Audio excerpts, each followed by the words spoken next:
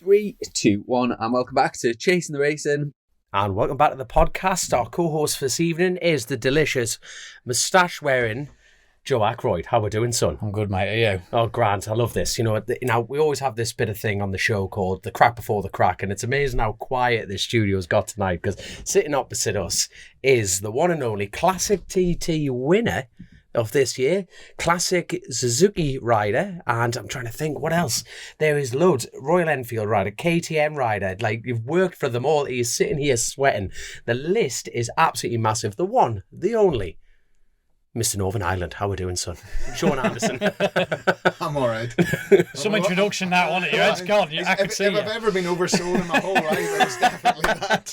Well, you've got to build the layers into it. We've got to build the layers into it. But I tell you what, but obviously before we get going, let's do the housekeeping on that side of things. This show would not be would not be happening without OMG Racing, JCT, Truck and Trailer Hire, and this episode's sponsor is none other by Pipeworks bikes. You know, the silencer lads. Absolutely. Have you ran their stuff before? No, but I had a good contact with them and a chat about trying to tie up and do bits and pieces with them, and they single-handedly keep half the club racing boys going because they offer good quality kit at a reasonable price. So at the end of the day, it's a brand. Well, exactly. When we said it was a brand that speaks for itself. You almost don't even need. Everybody who races in the UK and knows how hard that we are fucking pushed on noise. Yeah. You know, you buy your Akrapovic or your Yoshi or your whatever and all this, but then you end up having a Pipeworks pipe because you actually need to be able to get out on track. Yeah. Well, so I tell you what, we've got a lovely spiel of obviously what we're actually going to say, but that's actually sold it better than that. I know Jeff really well, and like you say, he sponsors and he supports so much, like everyone in the paddock really to a degree. But let me read out what he's carefully typed here.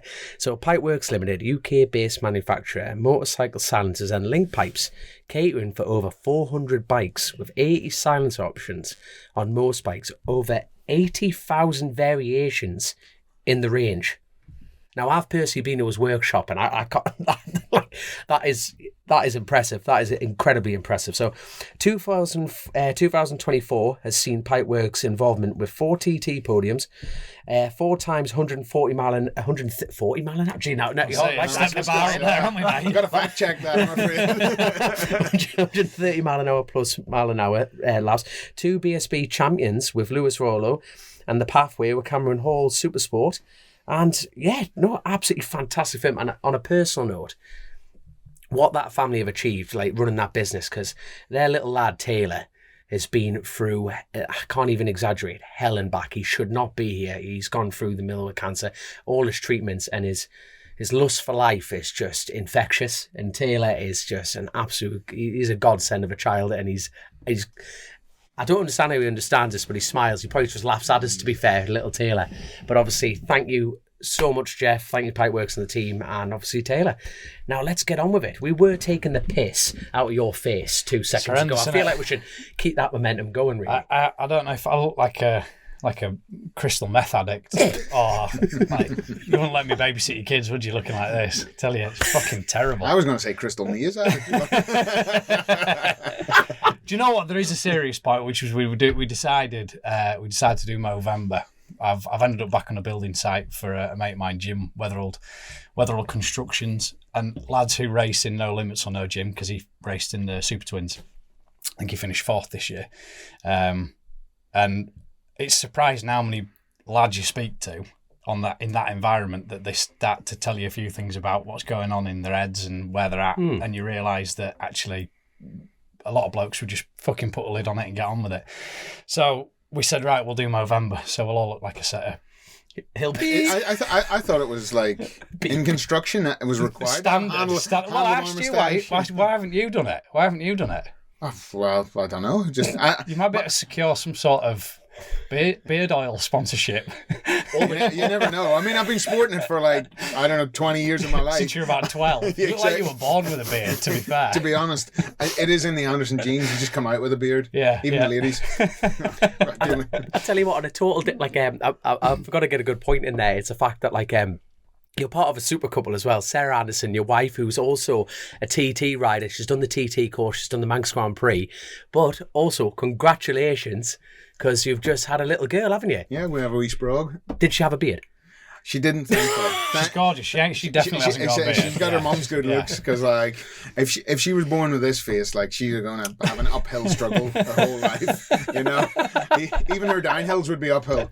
So it's a case of I'm really happy to say that she's as good looking as her mother, or maybe even a wee bit better. So yeah, I mean she'll be 10 weeks old tomorrow, so big changes in the Anderson household. 10 weeks. So hold on, does that not work roughly out around the Manx Grand Prix? Well, you know, in all things being equal, when things were worked back from there, I was maybe a little bit too efficient. And, so I got the calendar out, not tonight. You know that scene from Braveheart? Hold! Like, so it was a case of it was like the due date was 1 week after the Manx. Was actually, we raced on the Monday at the Manx because everything sort of got compressed into the last day, so the bank holiday. Half the people that are listening were probably at Cadwell. The other were getting like, nah, this is not going to go, because it was a damp, horrible day on the Isle of Man. And 2 days later, Emma was due, and I was feeling the pressure, not so much from Sarah or anything, but like there was a lot of people like, aren't you meant to be somewhere else? And I was like, yeah. If things could hurry along, if Gary Thompson could just get the show on the road here, it would be really helpful that I get a boat home. But in the end, we had a week to spare, so everything was fine. Okay, right. I've got to ask: was it genuinely planned?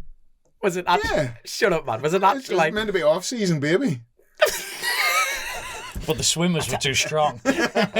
So when he did a trial run, that was it. The insemination already I'll happened. tell you what, as far as a dedicated couple to motorcycle racing, you can't get any better than that. You know what I mean? It's like... Yeah, exactly. I mean, it was a case of, well, what fits us best? Where's it going to fit in the best? So we have she'll be 6 months old before the season rolls around next year. Perfect. So easy. What more could I ask? Easy. I genuinely cannot wait. So at the moment, obviously, we don't have, like, for YouTube followers, we'll be seeing that Sarah's not sitting there yet. So we've actually got Grace, the Lord Commander, in on the show tonight, and she's got Sarah's number. So hopefully we can plan this in around your little one, that she's settled in. We can get her in and get her sides of the stories, which I'm really looking forward to, because there's so much to talk about before we talk about you two. You've got such an in-depth story yourself. But, like, do I dare say you were actually a late bloomer to motorcycle racing? Is that right in saying that? Very much so. Like, so, I mean, I wasn't, because... late bloomer. Make it sound like puberty, don't you? Yeah. You did make that. It sort of is, though. Kind of thing your mum would say. It sort of is, though, because, I was always brought up around it. But I never thought it was for me. It was like for superheroes. Like, those are the guys that race. And we like... My father was a spannerman for a guy at home on the national roads and at the TT, and did the fuel at the TT and all the rest. And it was like, we're the working folk that help the people that do the racing. And it was only because a couple of friends of mine, one who was a friend through school, Gareth Evans, and one who I worked with in a part-time job at Halfords, they started racing, and I was spannering for them for a season. And then I was like, well, on a given day, on a Sunday morning, I might have had the better of them. And they started doing all right. And I thought, I might have to give this racing. They started to get a few results. And I thought, well, you know what, I think I could fancy a bit of that there. So it was meant to be, I'll do a season, see how I get on. Like every race starts, every single race starts. What age were you there? I was already 24, becoming 25. Jesus, so right. I in all essence, like, I was no child protege coming through. I would say, like, I throw Dom under the bus, like second gen, all the doors open because his dad had paved the road and all this. So. I tell you what, I always get looking forward to these episodes, because I only know you racing against you. You've raced against him and I've raced against him, and you only know him in one particular circle. Now, I've always seen your dad in your corner. And you're saying you're a Gen 1, so your dad actually didn't race. Yeah, never raced. But then I've seen him at every race meet, even if you're not racing. You left the motherland, you didn't even go back to nationals. Yeah, in terms of it, like, there was motorsport, or well, there was motorbikes in our house, and then that was it. I did kick a rugby ball a couple of times, but You do look like a You do, yeah. That would be a sport for you. I haven't got the natural racer build, shall we say, but in terms of I wasn't saying that at all, Sean. Don't piss off the rugby player. Exactly. I'm going to meet you down a dark alley. He'll chuck you up the road like a javelin. It's a case of like there wasn't football, there wasn't any other sport. It was like we were talking about this in the house, because obviously I talk now more about baby feed schedules and stuff and changes than I do about pit stops and your life's cam fucked. timing. Your life's fucked, mate, honestly. Yeah, he's a real positive lady on that. Mate, Grace, what am I going to tell you now? Mate, don't get married. Don't get married and have fucking kids. I'm on the opposite end of things. I can't complain yet. Yeah. It hasn't started answering you back yet. You wait. Yeah. Just you wait. And our next guest, Sarah. Yeah. Come on in. We've already had this conversation anyway. But yeah, I mean, my earliest memories were like of my dad taking me to Cookstown, Tandragee, and coming down to my bedroom at like 4 a.m. Man, the 500s at Suzuka is starting in 20 minutes. You coming up to the living room and being dragged up to the living room at like 3 a.m. as a 4-year-old or whatever, like bleary-eyed and all this, because you just wanted to be, your dad's your hero at that stage, you know. So it was like, you watch the 500 race and you want to do this, and then you went all to every race. Like the man, it built around, like the whole year is built around racing. Wherever you go, especially at home, because he doesn't travel all that much, but like everywhere you go, he's there. And that was my upbringing. Like it was all as a paddock rat without being a paddock brat, because I was there sort of, and Dad was helping Raymond Hanna out at the time, and he was killed in the island in 2000. But it was like, and I always maintain, and I think everybody's biased, but I was brought up, I saw Joey, and I saw like McNally and Dines and McCullough, and a real golden age, Bob Jackson, James Courtney. Like there was a real golden age. You can all get like the old DVD road race reviews of that time, of like late 90s, early 2000s, the rise of like Farquhar. I can remember Farquhar coming through, the support and being, so I'm like super fan of like road racing and racing in general, because I've like lived right through it from like no age. I didn't really have a choice, to be fair, but that's just the way it goes. Like Clockwork Orange on the side of the track. Exactly. Like matchsticks open now. You will enjoy this. But it's a fucking good job you liked it, isn't it? Can you imagine being dragged around that and thinking, I hate motorbikes, I don't want to be here? If I'd have come home with my nails painted in purple hair, I don't know what way that would have landed. You know? Your dad doesn't look like the kind of bloke who'd suffer that for very long, to be honest with you. But yeah, it worked out all right. But at the same time, there was never any pressure to be like, you must go racing. There was no motocross dad in him in that way. I don't know if we were just... Was it ever hindered? No, I mean, I was very fortunate, because I was on a PW when I was 3. We always had bikes. Dad always made sure, like, me and my sister, we had bikes, and it was always bike positive, shall we say, in this modern age, that it was like... Bike positive. And there's the episode title, right? It was like... we went to practice tracks with the small motocross, and then he changed me over to trials, because anybody can open the gas on a big open field, and he was like, you're going to learn clutch control and throttle control and all that. But there was never any, like, never had a competition license, never did a track day till I was 23, coming 24, and then went with my Hornet. I had road bikes since I was 16, and then... So you got your road, was that your CBT at 16? CBT, I was on a 50cc, and away I go, and then... fucking threw myself up the road. I mean, I have no idea how I made it through sort of 17 to 20 till I got to on now. Yes, actually, every day I still get to work and think, how the fuck did I manage that? Fuck, I'm here. But yeah, so, and then I was like, went to a track day, put a reasonable time in on my Hornet, and I was like... Which track was this in? Kyrgyzstan. So, because... the economics of Northern Ireland is such a bizarre place. You used to be able to hire Kyrgyzstan like outright. I think you might have done it maybe with the boroughs, like exclusively booked, and it was like £1,000. So you got like 10 guys, exclusively the track, for like £100 a head, plus a few pound for St John's Ambulance. Yeah. And you used to have like, you could have your own track day for like 15 people for less than £100 a head. So they did that at the end of the season, and it was like, oh, you sponsored for us, bring your road bike down and have a run out. And run round, did a reasonable time on that. Stephen McKeever, who had helped on the Aprilia 125. He was transitioning to a 600 and he was really struggling. And I was experienced with bigger bikes from road bikes, like from riding. And Tony, his dad, just said, take Stephen's bike out and see if it's, because he was doing the same times as he was on the Aprilia. And it was like, see if there's anything right. And I put in a relatively good clubman's level time around there. I can't even remember what it was, what it is now. I know I come back that he day. does. He just doesn't want to tell us about it. I'll smash it now, Herbertson. But back then, let's put it this way. But I was so sure. Howard, my father, had come down with the car with the trailer, but I had ridden down. But I was like, good chance this bike isn't making it back alive. I was like, I was going to find out what the limits were Put that it over day. the fence. Yeah, I was like, well, we're going to find out one way or the other today if I've got it in me or not. I can just see your dad going very calmly, just going, there you go, got the trailer, son. As he's lowering the back of it. Exactly. Wow. And I think that the tyre was absolutely shagged. And he was like, oh, we'll put it on the trailer and take it home. And we were driving back home down the Ards Peninsula, and he was like, I just said to him, I think I'm going to give this racing a go. And fucking however many years later, here we are. I was going to ask you how that whole, do you think that changed something in him? Because he's gone finally. He's finally, the penny's dropped. 24 years of kicking him up the hole to make him try and ride bikes, and now he's fucking like slowly.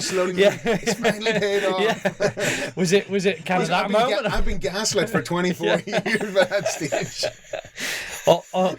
Was it an inevitable conversation, or hypnotherapy, putting MotoGP on by his ears when he's sleeping and stuff?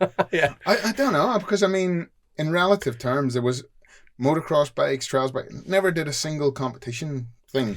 But he never said to you when you were a kid, do you want to go and race? No. It was never offered to you. Was he waiting for you to step forward and say, I just want to go and race? I think there was also, he was involved with, motocross across, different disciplines, and he saw a lot of, dads screaming at their kids and, oh, I put a brand new piston in that 85 and you're not out there winning on it, rah, rah, rah.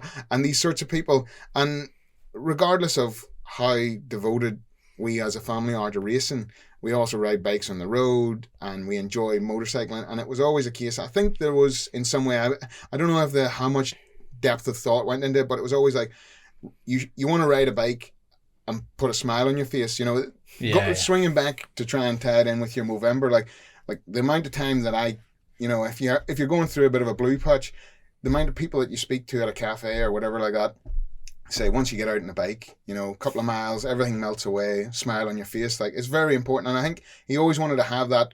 Well, you should associate motorcycling with going out and having fun and not coming home in a ball of tears and him not speaking to you for a week because he had spent X and all the rest.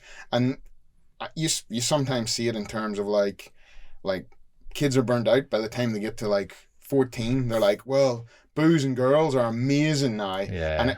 And why would I turn up to be, berated by my father for another weekend? And they have so much more talent probably than I would ever have in all of my body. But it's because they were just sapped out of them so early and just soaked up out of them. And they were just can't stand the sight of it. Just want to go and do something else. And I don't know if he really went into the depth of the psychology of that, but I doubt it. But suppose at 24 as a parent as well, you're gonna look at your kid and think, well, he's 24 an adult now, and he's got through the fucking idiot stage, and actually, if he's coming to, I wouldn't go that far. Well, if he's coming to me at 24 saying he wants to go and race, it's a different. Yeah, and then, I mean, even because I had ridden road bikes, I knew I was destined for the roads. There was no, if it was going to work, if there was going to be if I was running second from last at a clubman's round the first year and just floundering in the non-qualifiers or something like that there, it probably would have been, well, we'll draw a line under that, because it's just, I would expect it also him to have been able to just come and say, you're sort of fucking wasting your time there. Yeah. Go and stick to some track days, pal. Yeah, do whatever you want to do with your money, but it's a case of, as it is, you're probably not going to make it. Yeah. It never come to that, and I don't know if he would have had the heart to piss on anybody else's dream like that. I'm sure he would have, but because he's a straight talking sort of a fella, not because he would take pleasure in that. So, and when I went to the roads, people I'm sure your folks probably got, oh, this road racing and all this. And he was like, listen, he was a wanker when he was 19 on a 600 going out on a Sunday morning, sitting in the lay-by waiting for the like Dine Easy one-piece leather boys coming past to hunt them. And he says, God knows what head he was going to disappear when the medical services were going to get there because he had hit gravel or diesel or a guy on his phone coming the opposite way and all that. Being road racing, that's it's really 9 times out of 10 it's really up to you as to where you find your limit, and that's the beauty of the sport, trying to find that wee bit of balance point. But we're all going in the same way. Yeah. We got a medical helicopter in the air. We got marshals looking out for us around blind bends and over crests. Whereas I know when I was an aged, when I was absolutely young, it was like, what's over that crest? I don't care. It's getting it over this, full gas. So how I ever managed to be here still, considering some of the scrapes and the marks on my legs and all this that I came through. Did it calm you down? After your first track day? Yeah. Yeah. For my road riding, it was like a natural outlet for all that angst and aggression and wanting to be the man and all that. And the more I've raced and the higher the level you've got, the more I'm like, because there's boys, because you pick up, people know you and people see you on the road or people ride with you. Oh, well, he'll do this and he'll be really quick and he'll do that, and they're looking to try and prove a point and you target on your back and all this. And now I'm like, yeah, well, come sign up, get your ACU license, get your MCUI license, come and see me at the start line at Glencurtry Road or at the Clareglen Crossroads at Tandregee, wherever you want to draw the line in the sand, but we'll do it under controlled conditions, But I couldn't agree more. The best thing my dad, my first ever track day was Cadwell when I was 19. DRZ 400, both of us rode down. My dad was on a CVR 600, and it was. I definitely couldn't ride a bike enough to be a dickhead on the road, I'll be honest with you. I didn't have the skill set at all. But I remember going to my first track day, and I remember doing my first session, and my dad pulled us in and just went, "What do you make of that?" I went, "I love it." And it was immediate from there. And I remember riding home with him going, you had the whole track to be a dick, if you know what I mean. It was just like a light switch, because in other countries it's I think the 7 Top Gear, Finland takes maybe I've been wrong before, takes 3 years to get your license. You have to do rally racing, skid pan tests. The actual depth of getting a car license is so much greater. So when by the time they get onto the road, they're a safer driver, period, because they've been on tracks, they've done the skids, they've been the dickheads. It's out the system. I personally think, now obviously I'm making motorcycle training considerably more expensive here, but you should immediately get a free track day or something like that, park your license, put 100 quid on top of it. Yeah. You get a track day and it teaches you immediately. I think on the track you can be a dick, and then you could be exposed to a certain level of there is other outlets of this. You don't have to be the fucking hero on a Sunday morning or whatever like that there with the boys, and that would make sense. I mean, we could go into a long discussion about the expenses of getting a license and how that's damaging the industry and all the rest. That's my daily sort of bread to a certain point. But in terms of it, I can completely get your point, and it always sort of it was reinforced to me. There used to be a guy helped Ryan Farquhar out, and he did about clubman's racing with me. A guy called Darren Hughes. I think he did the Manx as well, and he went, see if anybody ever talks to you about being this fast and all that. And I have no doubt that there is guys out there that are on the hedgerow that just never did it, that had probably more skill than me. But it's a case of you just tell them, Shaun, he says, however fast they went down blah blah blah, whatever your local biking road is and all that, just go, do you need both sides? And most of them will go, no, I always stay dotted white line to the hedgerow and all that. Well, then you've never gone that fast, because when you go road racing, you're the full of the road. Yeah. And it's just a true point. It's you can be fast, and you might be fast within those boundaries, but there's a different level of and it's the same.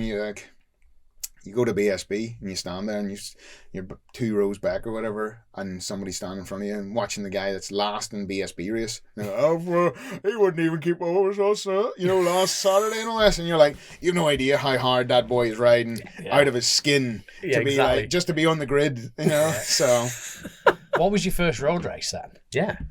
Gotta be a Tandragee. Nope. Really? No. Because that's where you grew up, isn't it? Like, Yeah, around... I'm geographically, I'm sort of like in between the Ulster and Tandragee, so we're like 20 miles to the Ulster and probably about 15 miles to Tandragee. Did you ever do the Ulster, Joe? No. You missed out, mate. Okay, we're just going to rub that in. Yeah, so anyway, what was your first road racing? Mid-Antrim.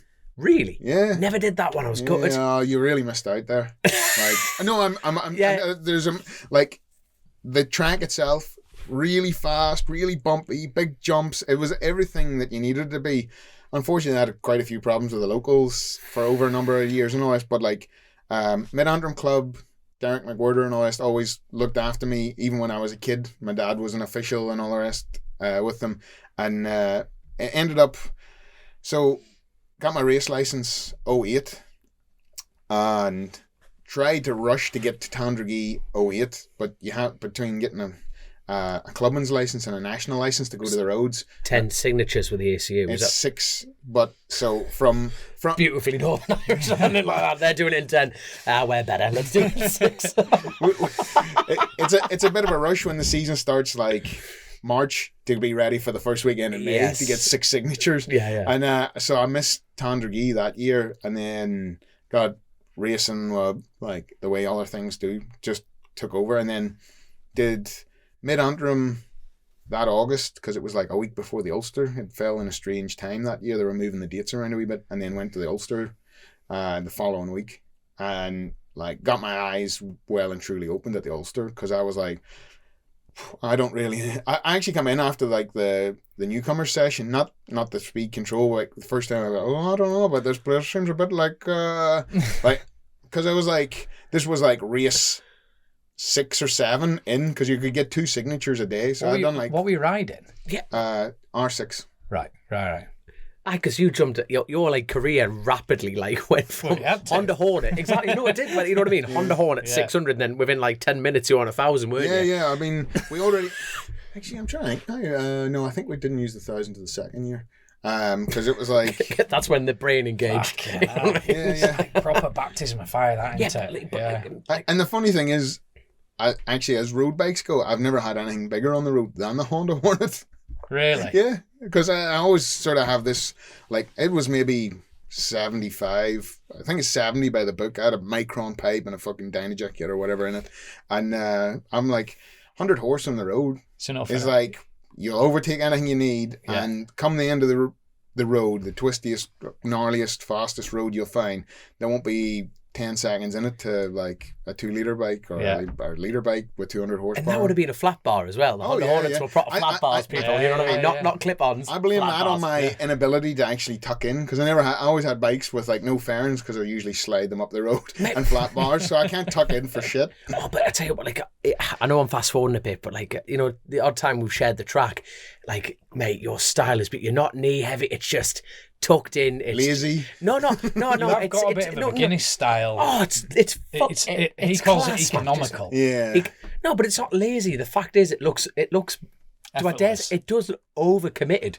It's the fact that you're just going like it's old school. It's an old school style. Yeah. It looks bloody terrific, but I can just see you doing that on flat bars now. I've got this great image. It works on the road as well, though, doesn't it? Because you don't want to be scratching elbows. You're not all you don't want your like head body all positioning and all that. So yeah. I mean, I wish I could say, I honed it over a period of time. I've always believed in, like, I try to help out younger guys now at this stage and anybody for a bit of advice, and I'm always like, whatever feels fast will be fast for you. See, trying to like engineer yourself into like one of these MotoGP poses and all the rest. Yeah. Maybe if you have enough time and you're like a Rabat or somebody like that owns a track and can do endless laps. But we usually have this. I mean, especially in Ireland, we have these like finite windows, because like you go to an Irish short circuit and it's like 10 minutes of time practice and then an 8-lap race around Bishop's Court, and then you go to the roads and you get 5 laps of practice and maybe an 8-lap race at Cookstown and a 5-lap race at Tandragee. You have these very small windows of like being able to try and get. I couldn't agree more. I've had this conversation a few times with people. It's like, in some ways, that's what makes the National Irish road racing scene harder than BSB in some ways, because like you just said, you get one crack at each circuit a year and you get 5 laps, and you go out with the wrong pack. You are bollocks. Wrong pack, one wrong decision on a tire, on a spring rate, on a this, that, and the other. And Gearing as well. gearing, First time there, yeah. you're bollocks. Yeah, Absolutely. It's all about experience, and in some ways, I can sort of. There's an argument to be had that that's the way it needs to be, because it means that you'll not go too fast too soon, because you can't be like dialed in. You know, if you give someone, like, particularly, you look at like places like the Ulster where you had like 2 or 3 days in the week when it was running in that period of time.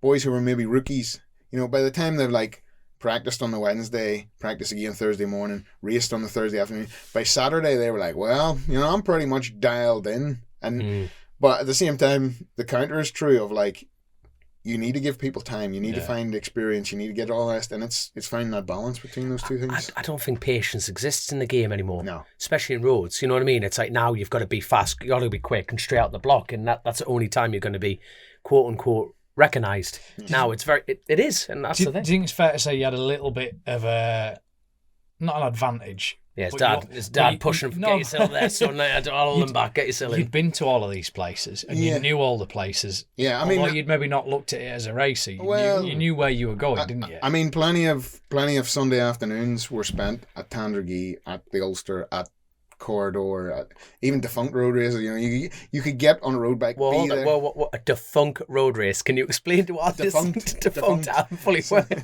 So, like old road race tracks that are no longer used. So you have like the Temple Corridor, the old Cookstown track. There is a couple of variations on the Mid-Antrim, but I never did much of them. But like, you can jump on a bike and go and do a few laps of Armoy. Because can you imagine saying, I've been and done a few laps of Croft or Alton, I'm going to have a go at racing. Other than a track day, it's a completely different environment, whereas you could, as you say, hop on a bike, you can go and actually ride where you're going to race. I mean, the irony of that is the Isle of Man, when we went there, I've yet to ride the Isle of Man on a road bike. Is that right? Yeah. I've never ridden the Isle of Man on a road bike. You, my friend, have not broken down enough. Well, I've ridden sections because good friends, Too reliable. Good friends of ours live out Ballacrane, so I've like ridden an electric like paddock bike out to Ballacrane and back. And one year I broke down on the mountainside, and there's a little lady marshal whose name it goes beyond. She said, "Oh, you can ride my bike down to the paddock. I'll go on pillion." I was like, "That's all right." And to be honest, she gave me a wee squeeze and was like, "You can push on if you want." So maybe she's much more talented than I am, because I thought, we're doing all right. We're getting home here. So, imagine her watching his results going 130 mile an hour. I told him to go a little bit faster. You know? He seemed to lack commitment through the Craig to me. So, like, you did your first road race. Was it what you hoped it to be? Or it more? Was everything and more.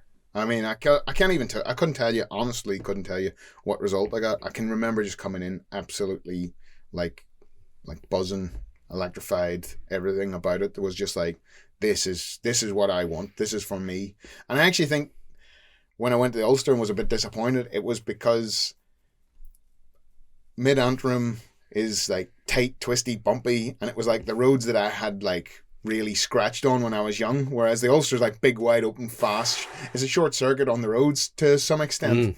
And it was like, this is a different kettle of fish, you know, and it was a wee bit different. And those are some of like, and then you get to the island and it's like, it's Mecca because it's everything in one. There's a bit of everything for everyone there. So how long were you road racing for, like in Ireland or even short circuit, before you made the transition to going, would it have been the Manx, yes, your first one? Aye. So 2008 was my first year of racing. 2009, I jumped to 1,000 and did short circuits for that year with a few roads dropped in. And then 10, I changed to the roads full time. So I went to the senior support that year on a Gixxer 750. And then I went to the Manx 2010. I had actually planned to do the Manx in 2009. So I'd done the newcomers weekend in 2009. But I ended up getting in a title chase for like the 1,000cc clubman's. I thought you were going to say end up getting in a fight then. I was adamant you were going to say You're like, yes, I was like, this story's mega. Back to motorbikes. Yeah, exactly. That's the last time the beard came off. Just hold on to that. I'm going in. Sorry, Shaun. I ended up chasing the championship, and that waylaid the resources required for the Manx. So we went to the Manx 2010. Was that always on your radar though, to go to the Manx? I think Yeah, I mean, in terms of it, it's the Everest. It's the peak. It's everything that, because even the Irish national roads, even when they were really strong and there was a whole big season and all the rest, everything stopped. Everybody down tools for like 2 weeks. End of May, start of June. Northwest just done. Nothing in the nationals happened. It was like everybody in that island, in that racing circle, stopped. Either went over, somebody was listening to a radio in the car. Nothing in the motorcycle world. So it was always like, well, if you can race the island, that's the pinnacle. And again, I don't know, being downbeat or shy, I was like, we'll go and have a run at the Manx. There was a wee bit of probably. It's maybe one of the few times that I could definitely feel there was a tiny bit of resistance, because the last time my dad had been in the island, Raymond had passed. He had a crash at Greba and didn't come back, and he had sort of said, I'm not stepping back on the island. Still loves the sport, still there, like went to all the races after that and all that, but he was like, don't think I'll go back to the island.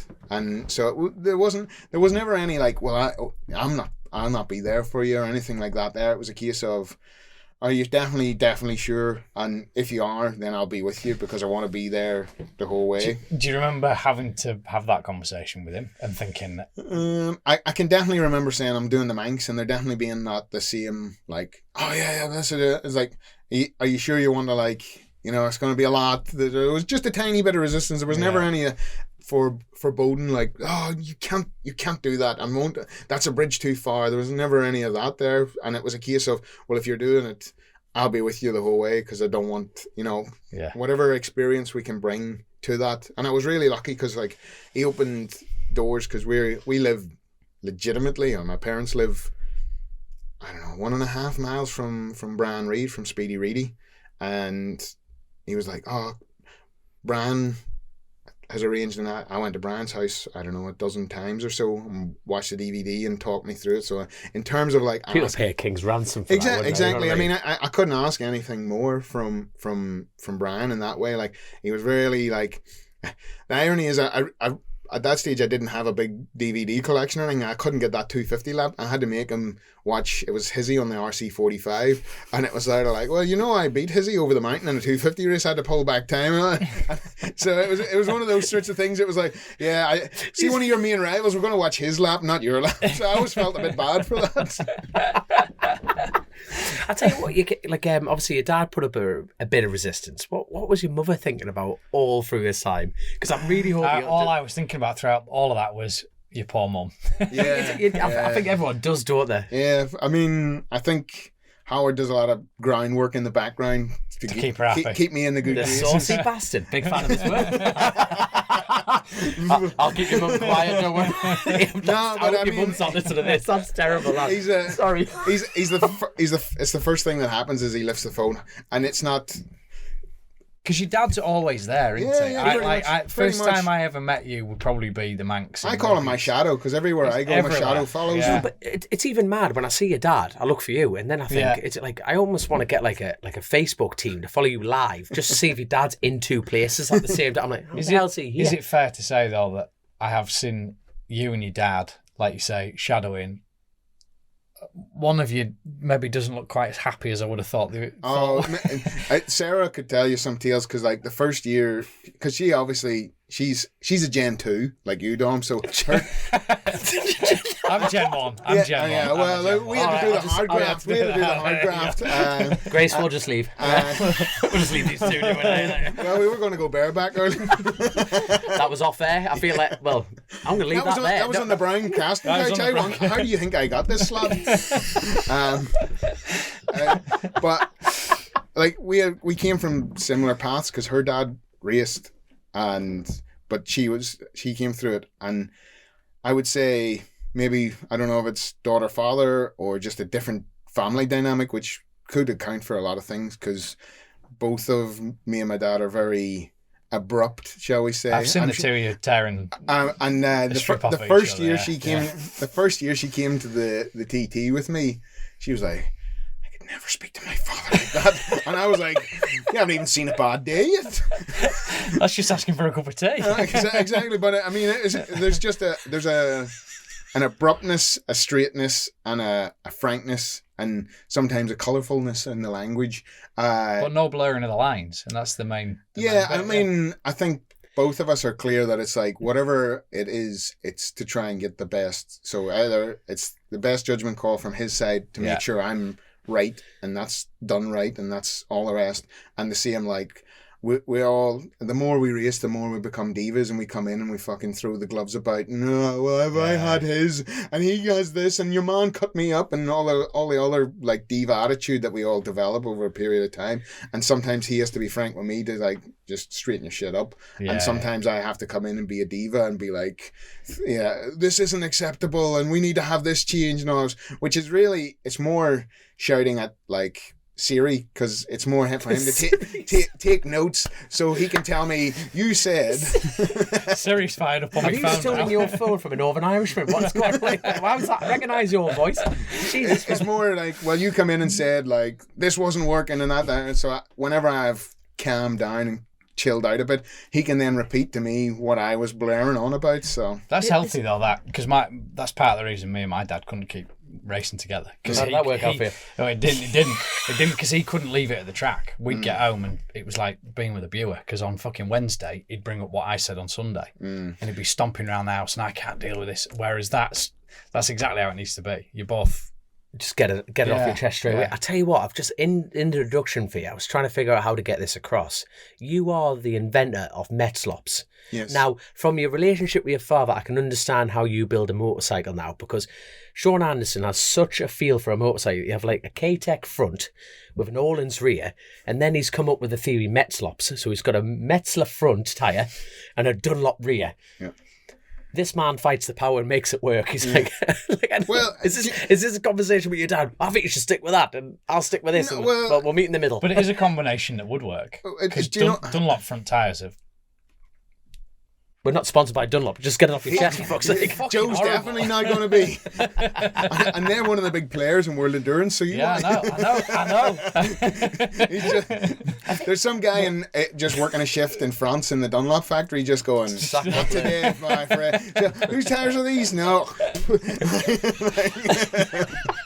Extra hard compound for Joe. They could be. They're not a great front tyre, are they? But the Pirelli or the Metzler, which are basically the same thing. I mean, they're good. It was one of those things that I came through because nationals, you know what it's like. Unless you have 10 guys like helping you out, carrying a generator, carrying the bikes, tire warmers, this, that, and the other, you needed a tire that went from go. And Metzler, Pirelli, whatever, was the tire that always allowed you to do that. But as the speeds increased, and you've also flipped and chopped it around between Dunlop and Metzler at the TT and all this, as the speeds increased, there's a certain, like, the stiffness in the carcass isn't there to a certain point, especially in the rear when you have big torque on a 1000cc bike.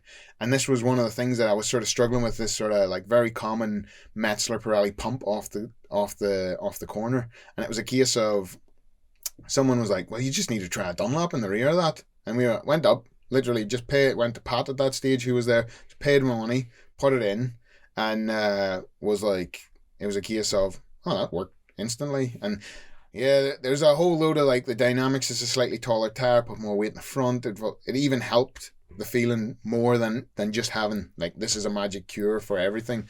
And there were the more and more, so it became a sort of reoccurring joke of this Metzlops. But like off air before, while we were waiting for the superstar Dom to turn up. Because, whoa! I am the escort driver for Grace Rouse. So hold on, bollocks to this superstar stuff. I work for her. Well, Grace's chauffeur who couldn't get here on time. I wasn't. By the way, I'm just going to defend myself in the corner. Yeah, we were early. Joe was extra early. Was saying about it like having a crash at Almira, going up the hill, and just the front, not the feeling just there, and it was just tucking and going away and all this.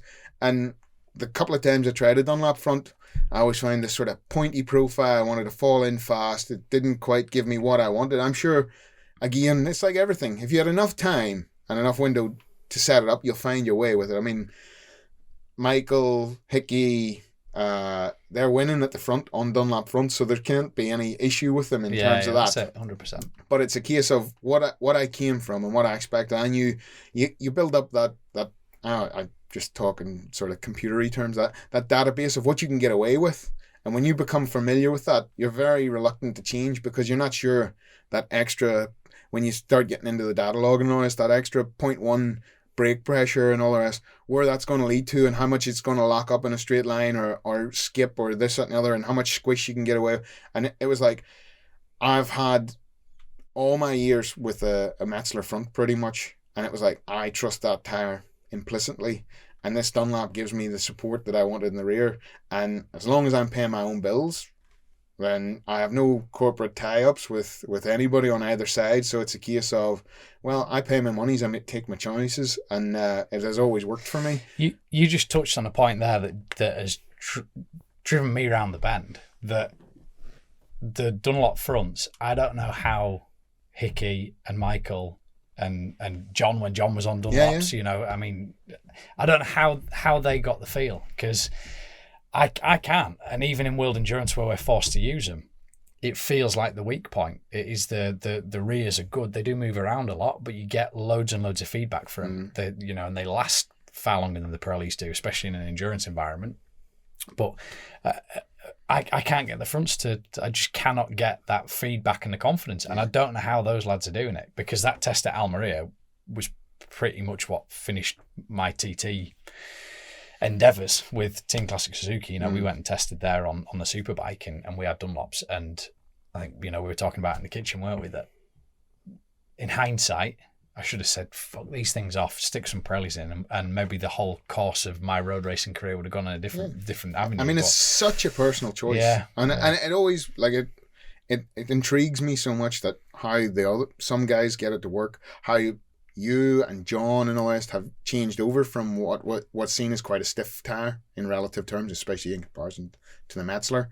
You know, and then you see other guys, and I mean, they're out there trying other things. I know guys who've brought Bridgestones in the past, boys who've got Michelin took a big run at it for a period of time and all the rest. And again, I tested a bit of theirs just to, you know, always sort of try and keep your eyes open, because even though you're building up this inherent trust with what you know, you're always like looking for the next big break. What this tyre will work for me and no one else? Well, that's perfect. Did you try the Michelins? Yeah, because I quite liked them. Yeah, I have to say that again, the rear was like, I can remember just drawing big black lines out of a particular right-hander and just being like, oh yeah, it's just got the right feel and grip and drive and slide and progressive and all this. But I really struggled with the front. The front was quite a bit taller in the profile in the early days and very stiff, and it was developed primarily through Spain and the Spanish heat, and I just wanted heat. I unfortunately tested those at East Fortune in about October time, and it didn't work so well there. Because I tested their slick at Donington earlier on in the year on my 600, and I was blown away by them. I haven't really ridden the latest generation of those, but yeah, because it goes in Power Cup 1, Power Cup 2, GP. It's like because what the Michelin tyre range is, they're actually trying to what I call like a Mary Poppins tyre. So they don't have compounds. So like Pirelli, for example, you have SC1, SC2, and then you've obviously got Zero X's. So there's a lot of different compounds made in different ways. But Michelin, so for the race range, they were literally controlling the tyre by PSI.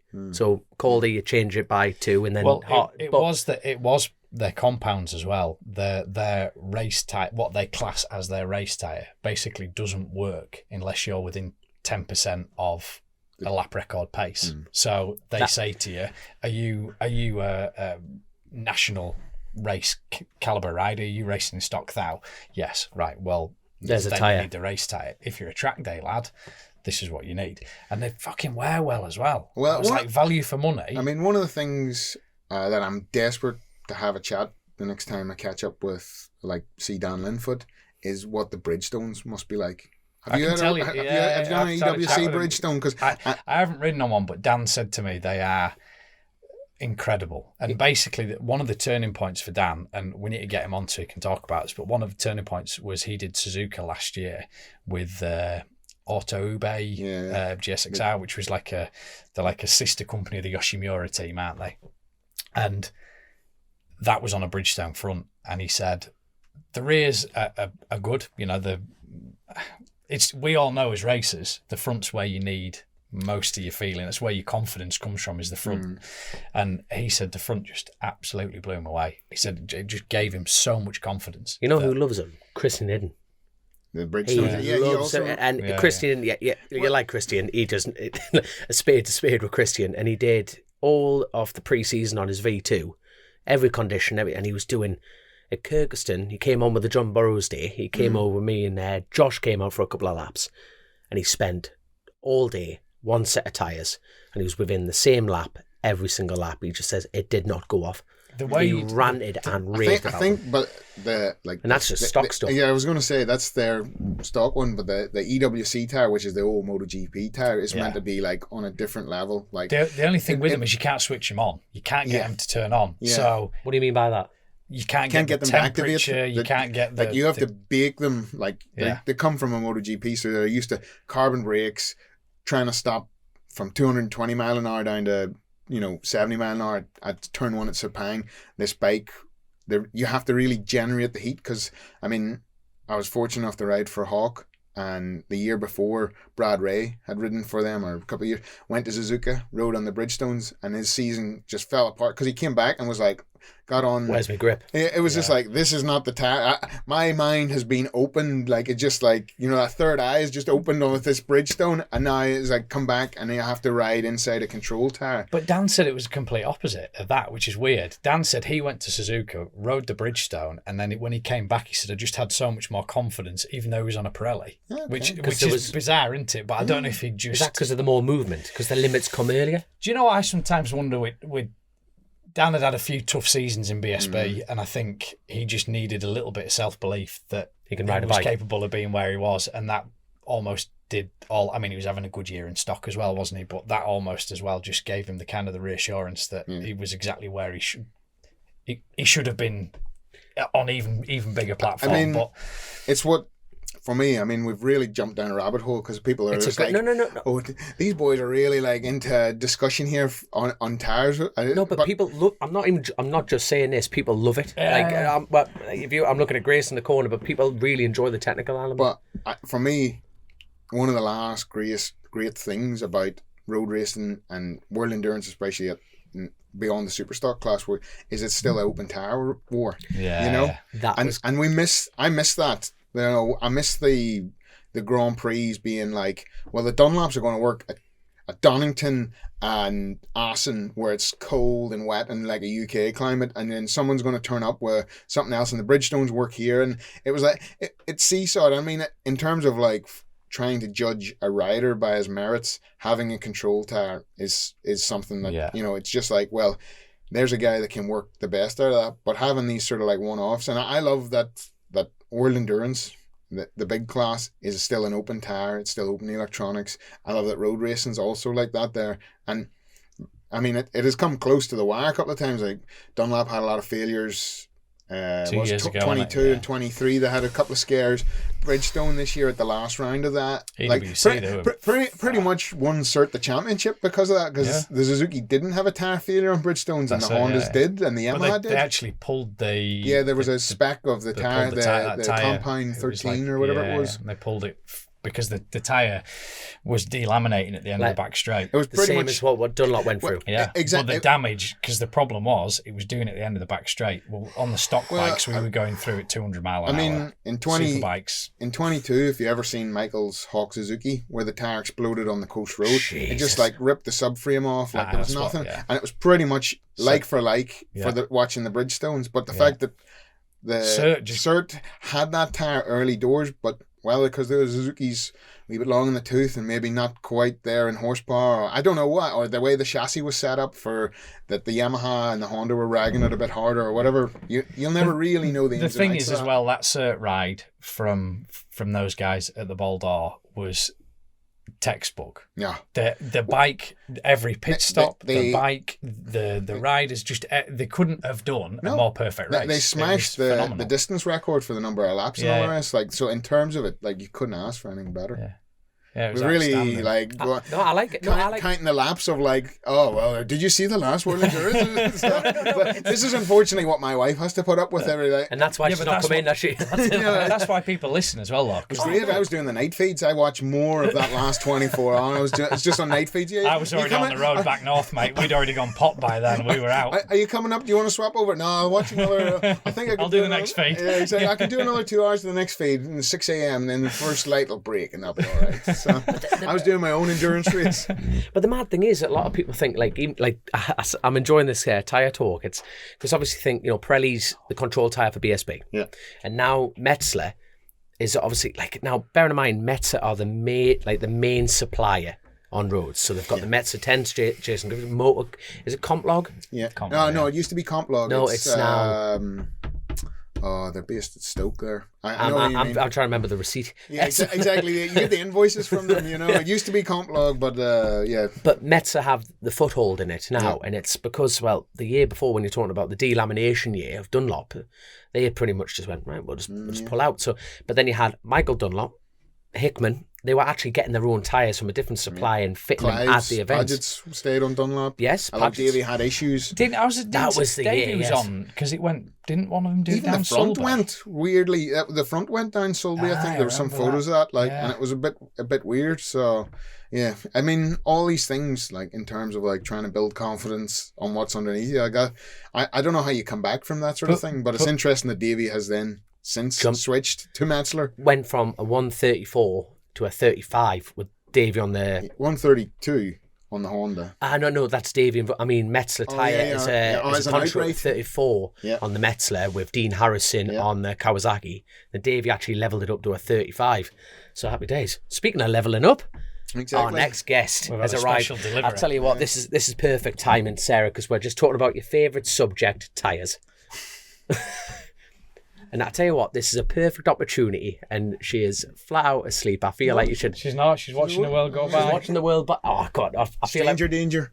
stranger danger, and that's Grace fully distracted. But there we go. So, what is your daughter's name? You've had Emma. Emma. By the way, congratulations. Oh, thank Are you you. still happily married? You are married as well, aren't Yeah, you? yeah, Yes. See, Yeah. you see, good religious Contractually, folk. You see, contractually obliged, I would call it. It's entrapment. That. oh class, man. I tell you what, I'm over the moon you've come on, Sarah, because at first you weren't really keen, were you? Yeah, I'm a bit out of my comfort zone. I'm not gonna lie. No, but you see, you're a grand. proper racer. But the thing, we're actually talking about this in the kitchen. I feel like we've almost have like a different episode in the kitchen, but we're bringing it here on Chasin the Racin. But it's like you are like a proper power couple. You've both been down Bray Hill. Now, like there's other couples that have done like racing together, but as far as solo competitors yourselves, you have gone down Bray Hill. Have you been in the same race together? Yep. So we did. Who won? Not an answer. See that? He's gone quiet now, hasn't he? Yeah. I can't really recall it to the best of my recollection. For the purposes of the tape, I plead the fifth. Plead the fifth. But I tell you what, we've obviously talked about like Shaun was what did I call him? A late bloomer, like your mother calls you. But let's briefly now Shaun's been picking on me because obviously he's got a buddy here who's a Gen 1. Apparently, I hope you've given it back. yeah, I'm trying to. These two are on a different planet at the moment, but we're Gen 2s, aren't we? Yes. So you have mentioned it to the wife then, full on Gen 2 rider. Yeah. So, but how did you start? Because your dad was a full on, what was his backstory? Well, he's been racing on and off forever, really, and it obviously never really wanted me to have a go at that as well, and kept putting me off. But in the end, he sort of said, "Oh, if you save up, buy a bike, I'll sort of help you go racing and stuff." But I think he thought I would never do it, and sort of banking on me, sort of giving up doing it. But eventually, I got one, saved up enough money, and got a bike, and the rest is history, really. A real bike. Yeah. Not one of these namby-pamby production bikes either. No, exactly. So, but then, a year later, he went and bought one as well, and then we ended up racing together. So I don't think he didn't really want to watch me do it. So we were out there together racing. Which was Sorry, cool. so your dad wasn't racing till you were racing? He was racing. Sorry, he was racing rebought a a long bike. time before me, but sort of in and out of racing all the time. And then, he was just he couldn't sort of hang back and yeah, eventually got a bike himself, and we ended up racing together. So See, that's So interesting because you've had the opposite, really, haven't you? Yeah, and one of the small interesting things is all three of us have been in one race together. Yeah. Shut up, you? man. Yeah. I think that, I don't know. I'm sure that there's some racing hierarchy that someone's got. Oh well, we've had 5 generations racing together. But in terms of it, like at that stage, we were just dating, so it was a case of like I had the father-in-law to be and the wife to be. And I had to beat them both. What race was it? For What Pride. was it? It was Tandragee. That was Tandragee 125 race. Yeah. Is that where you met? Where did you two meet? Manx Grand Prix. Yeah. What year? Let's have a trip down memory lane. I love this. I love this. See, I feel like you're setting me up. See, he's getting his own bag. He's going to trip me up, and we'll go. Actually, I fact checked you, Shaun, and your wedding anniversary. You're 3 days out on that date, and this date, your first date was here. No, you got that wrong. This is a When you get test. back inside, By the way, I know you're going to listen to the interview back probably, but he's already planned. He planned the baby fully. Was it in your really? words? Was it? So in your words, it wasn't planned. Well, no, it was planned, but we miscalculated a little bit. It was a bit too close to the Manx, wasn't it? he just said he was too efficient. I love this. Spot check, yeah. I'd actually planned, Your story checks out.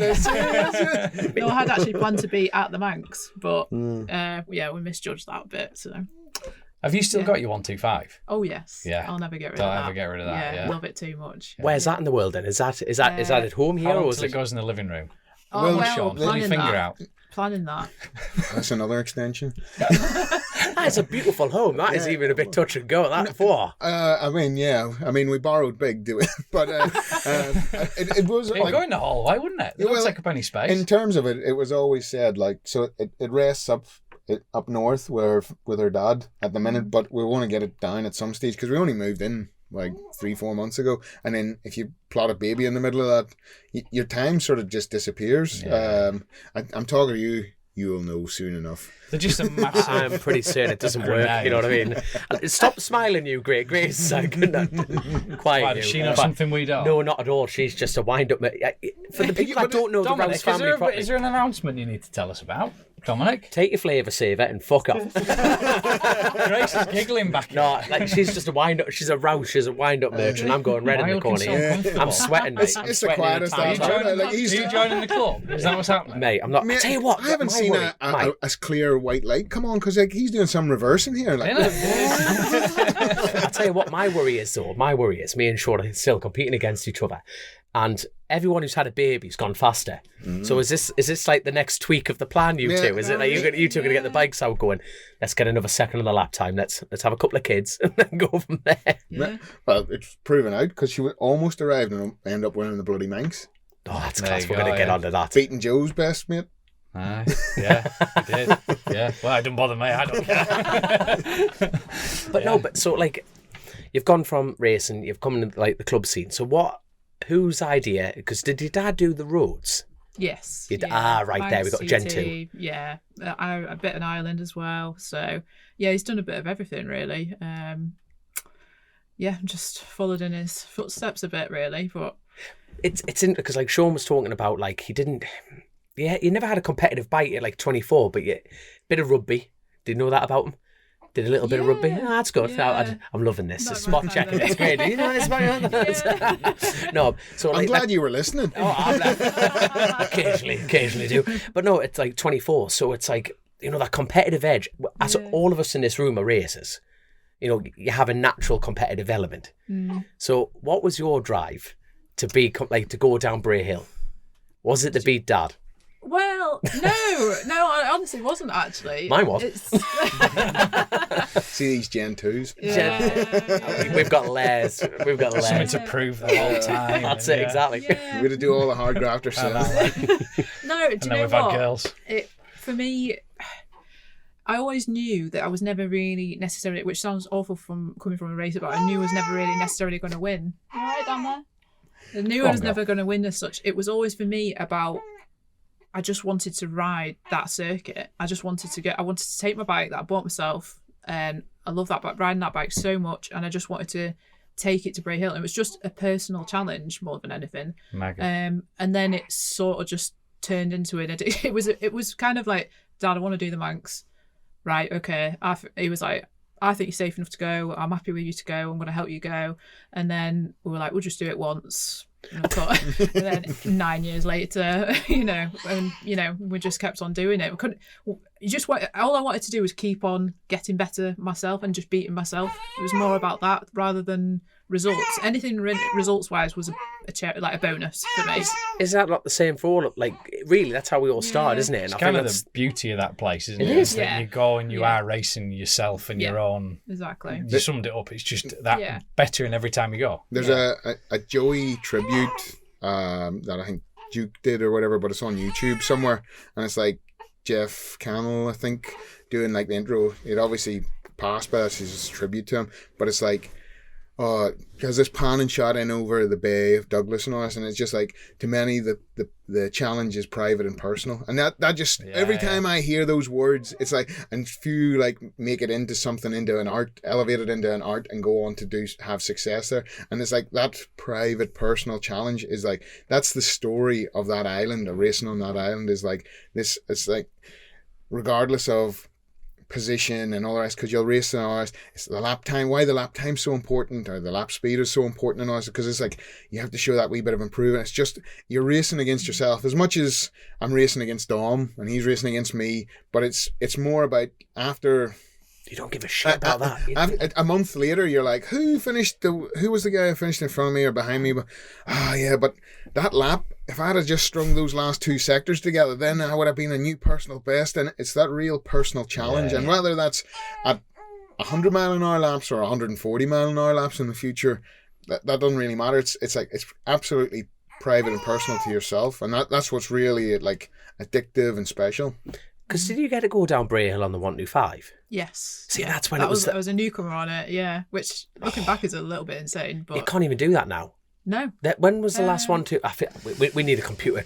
Go on, Grace. Message. I don't Type that on your phone. When was the last time? Like, So newcomers C. I was a newcomer in 12 or 13? 2011, and then I don't know when the last. You actually got done over because they integrated you into the Yeah. newcomers B, so you're racing against 650s. Yeah, there was no newcomer C. Yeah, but it would have been so- the newcomers C class. Yeah, so we were up against 650s and 400s. because you never went on to the twins, did you? Yeah. Hold on. Ridden Some a lot. dodgy looking fella sold her a twin. Yeah, it was his old twin. Shut up, man. Is that how you two met? It was all part of the deal. Yeah. Her dad wanted a deal, and it turned out I got his daughter. I'm not saying that's the most gypsy thing I've heard. How much further the girl? No, but like, I remember, like, when was the last time we went down the road? Bray Hill. 2019. Yeah. But you had an R6 as well. Yeah. I've ridden quite a I few did. I bikes forgot around about you there, having yeah. an R6, yeah. But then Yeah. you both worked for Kramer as well. Like, you have ridden some different Yeah. like types of motorcycles down Bray Hill. 250s, 400s, 650s, 600, 125s. Super Mono, 690, 690. Yeah. But were these just, like, do I dare say, were these just opportunities, or was this like a huge bucket list element? You know, I'm going to ride that one, and that one, because Because your dad's well connected into, he knows a lot of people as well. he's not a drug dealer. He's not a drug dealer, Joe. Like. Yeah. No, Yeah. well, Didn't hear anyone denying it. But I'll tell you what, that explains. Matt. Sorry, I wasn't talking badly about your granddad, I'm sorry. I'll tell you what, it explains a lot about Grandad, because you were actually a postie, weren't you? yes. Or I you're was, still a postie? Not anymore, no. That's how the business got round, you see. You know what I mean? You will become a postie. Yeah. No, it's, I don't know how these opportunities came around. The 600 was ex-Lee Vernon's bike, and Jonathan, who owned the bike, gave me an opportunity to have a go on it.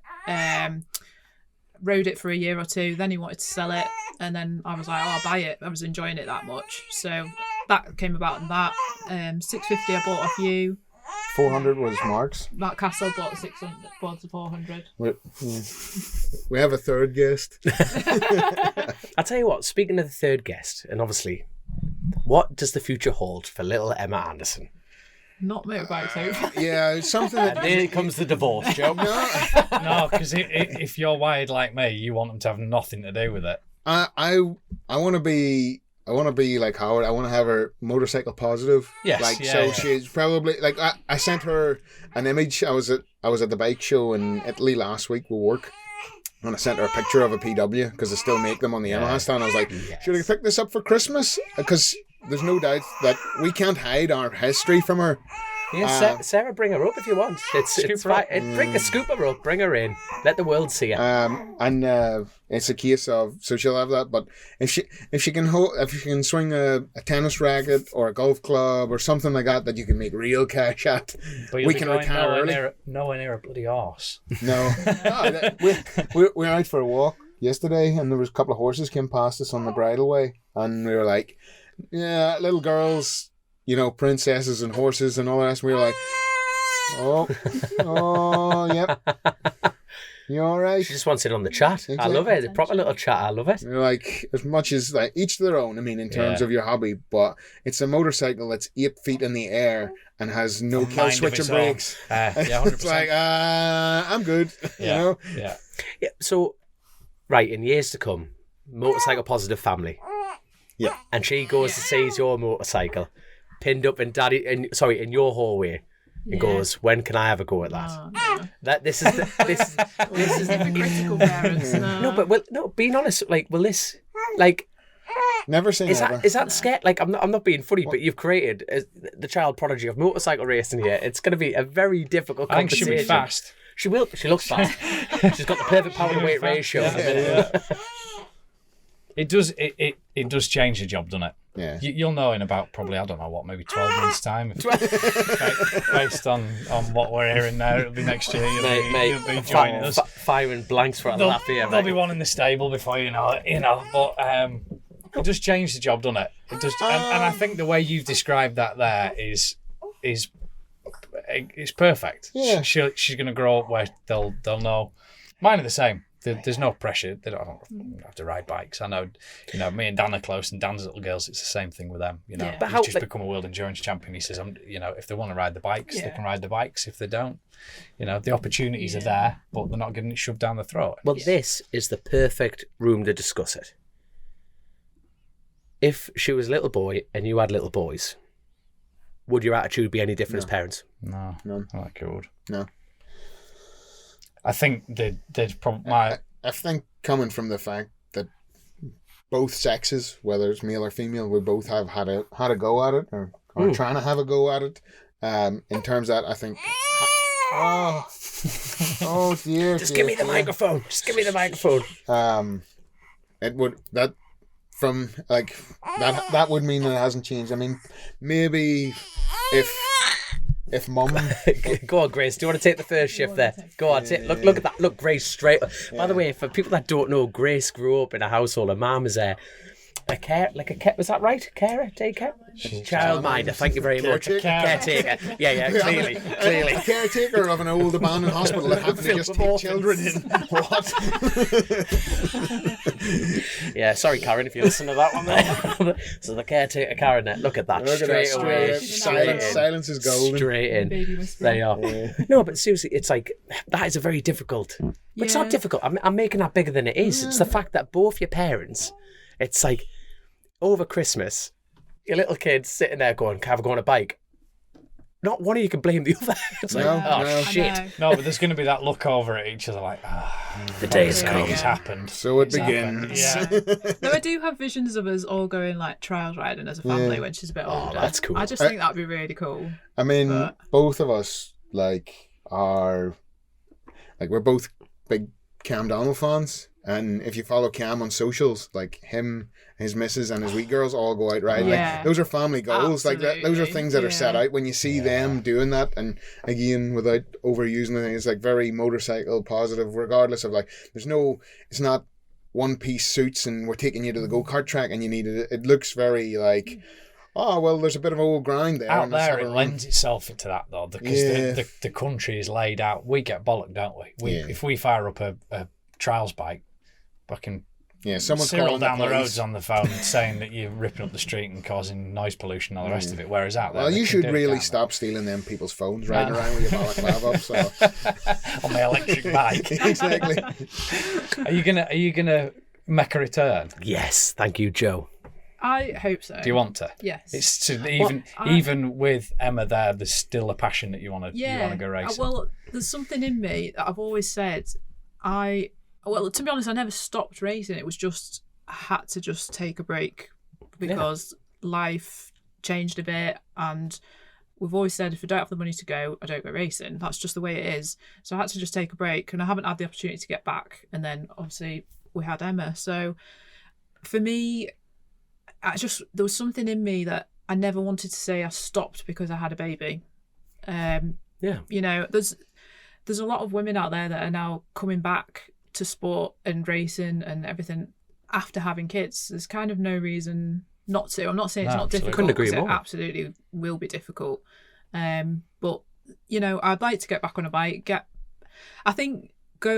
Well, I've said to you, just go back, have a track day or something. Just, it's been a long time since I've been on a bike. Just see how I feel. How long's it been? Like since the baby, or was it a little quite bit a while? in COVID? You rode 21 at Brno.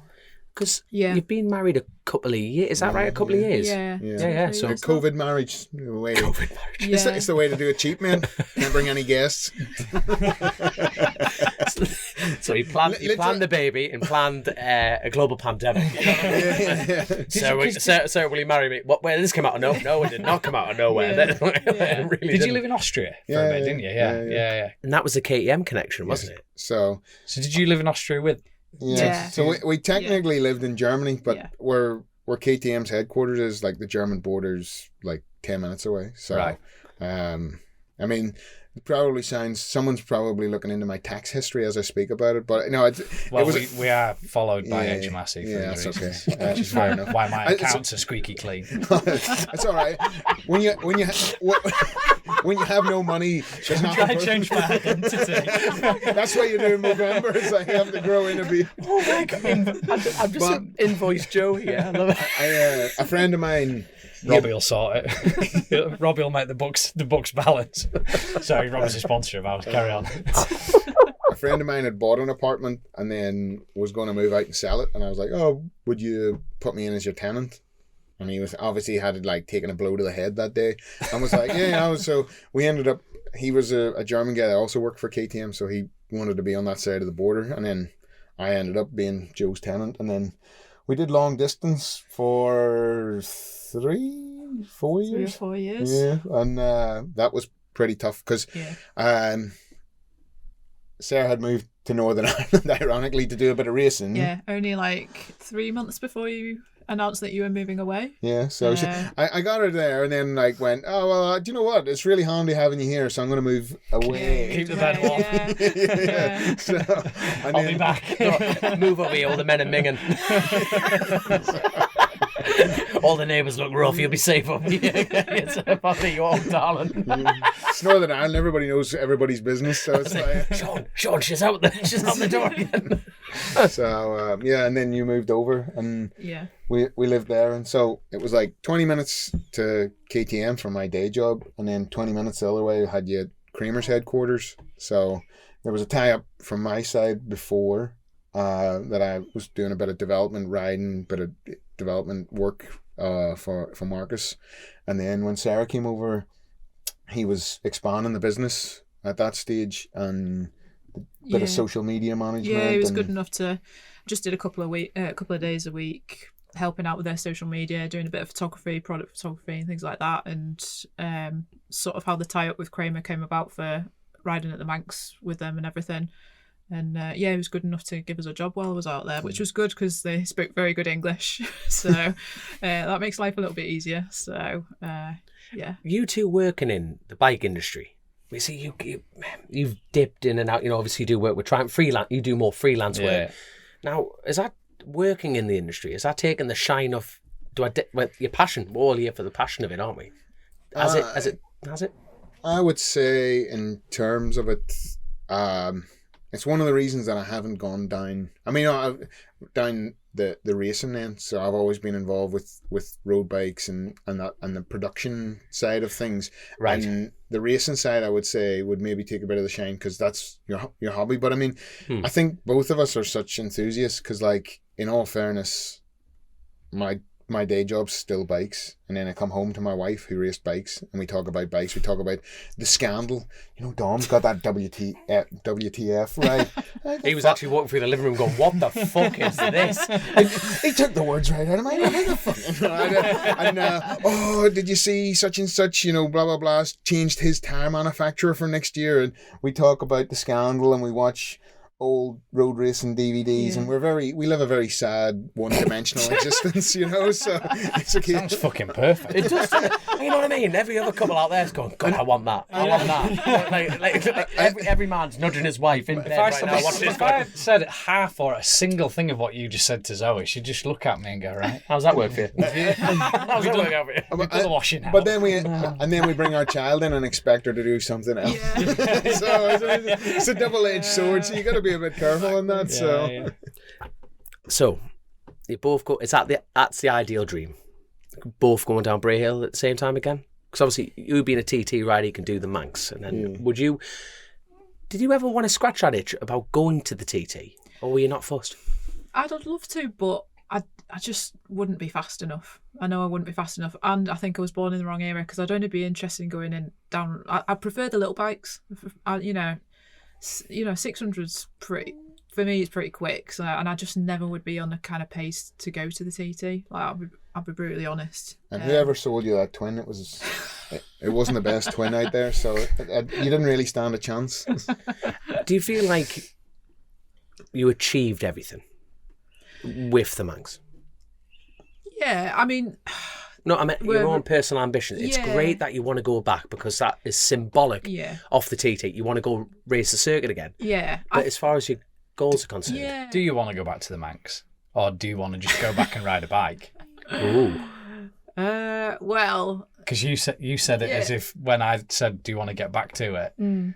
You assumed the Manx, but do you want to go back to the Manx, or is it just you want to go back and ride a bike again? There is something in me that wants to get back to the Manx. The last year that I went, I had a crash at the Ulster Grand Prix the week before it, and I was not in best form, was I? And there was something in me that was a bit like, I was really pleased with my results, so I couldn't have been happier, but I just felt like there was a little bit more to come. Yeah. So, but then I also think to myself, do you ever go around the island and come and go, oh, that's it, I've achieved everything that I want to achieve, I'm happy? There's always another goal, isn't there? And it's the same for me. I always felt like we always had a bit of trouble setting the 600 up, and it was always something in me, like when you came along we made leaps and bounds with it, and there was something in me that always thought I could lap at 110. That would be a great, for me, that's like such an achievement, and I never quite did it. And then I just hit financial trouble, had to sell the 600, and then we never sort of ticked that box, as it were. So there's always boxes to tick, but there is something, I think I said to you after the Manx in 2019, that if I never got to go back for whatever reason, I can sit and I'll be happy. Like, I am happy with everything that I've done. I'm really, really pleased with it. I'm not sure how much more there would have been to come. I always think there would have been a little bit more, but I always think you're never really truly satisfied as a racer, are you? No. So well said. Could always do more, but if it stopped tomorrow, then I'm still really, really happy with everything we've done. Same question to you, because I remember speaking the first time we've actually proper all sat down together was Spa. When Gary Vines was your teammate on the Whiz Nortons, and I've never seen a faster hard on in my life. He got to ride a rotary Norton. He's like, it's my dream bike to race this, and I could just see this bearded smile flying past me on the back wheel of this Whiz Norton. I was like, holy shit! But then we got to sit down. The sun was shining. It was just mint crack, and I remember you saying to me, if I do 130 mile an hour, I'll die a happy man. Yeah. They were your words. I don't know, like, when you also did it, because we joined it at the same time. Yeah. And it was a case of, for the listeners, I'm slightly faster. What did you end up? What's your fastest? 130.7 now. Oh, shite, it is. 130.6. Yeah, that's very humble about it. Oh no! He reminded the second I pulled in. Oh, well done. He went. I went faster. I'm like, it's the petty things that keep you alive in life, isn't it? Fucking Gen 2. Well, if I'd had a hand up like the way I'm Gen 2. Not better, mate.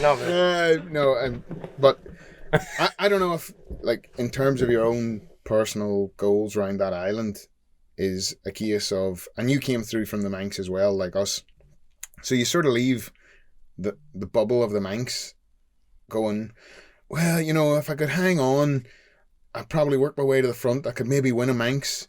And when you come from that sort of background, especially, like, we're probably not all Davy Todds and Michael Dunlaps and all the rest, although he did do the Manx.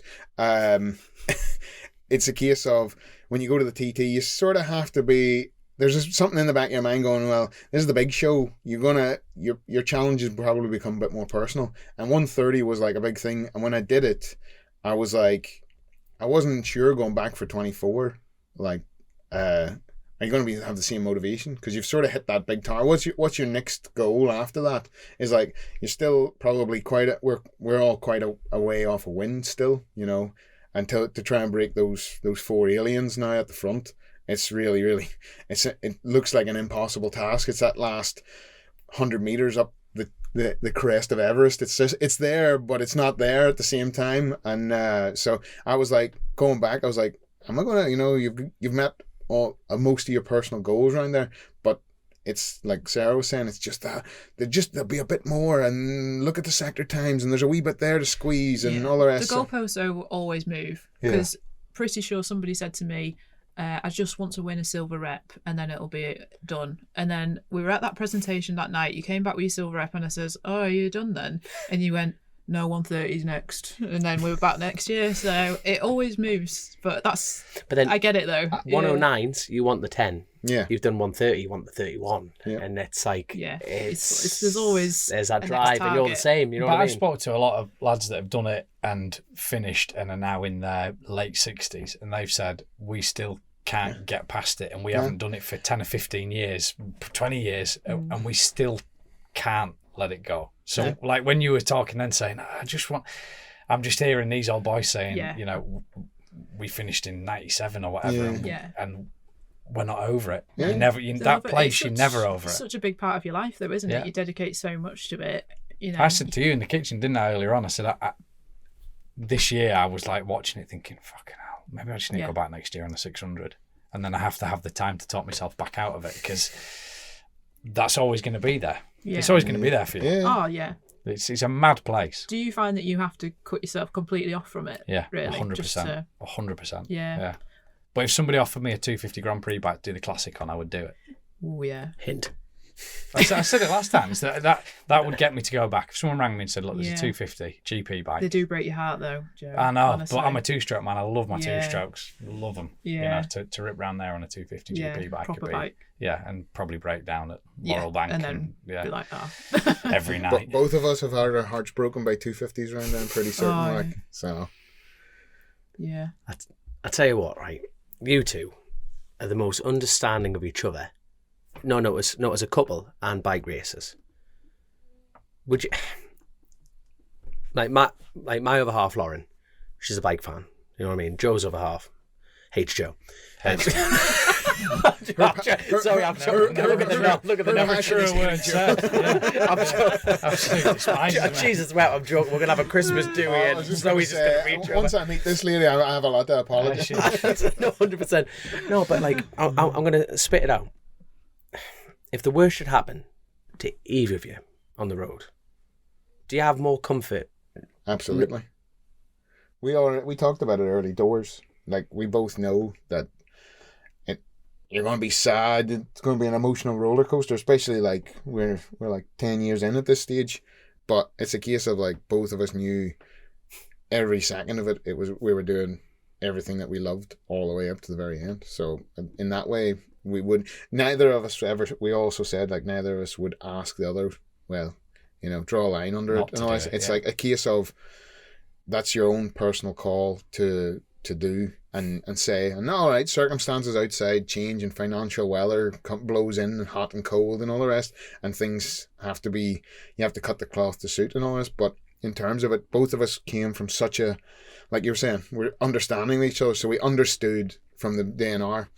Worst, it's the game we play, the worst can happen, but both of us also know that we would rather that than be like, oh well, she told me I can't, and now I sit every day and resent her, or he told me I couldn't do that and didn't help me, or this, that, and the other. And the same also, like, then if you went ahead and did it against their wishes, or whatever, and something was to happen, how you would live with that. Like, well, I didn't help Sarah. She went back to the Manx in 25, and I forbid her, and I wasn't there, and I wouldn't help her, and something happened. You also couldn't sort of live with yourself. So it's a case of, like, I think you nailed it at the beginning. It's just like we have an understand because we both come from exactly the same level and background and approach. Yeah, I think we did get quite a lot of that with you going to the Manx as well, like so close to Emma being born and things like that.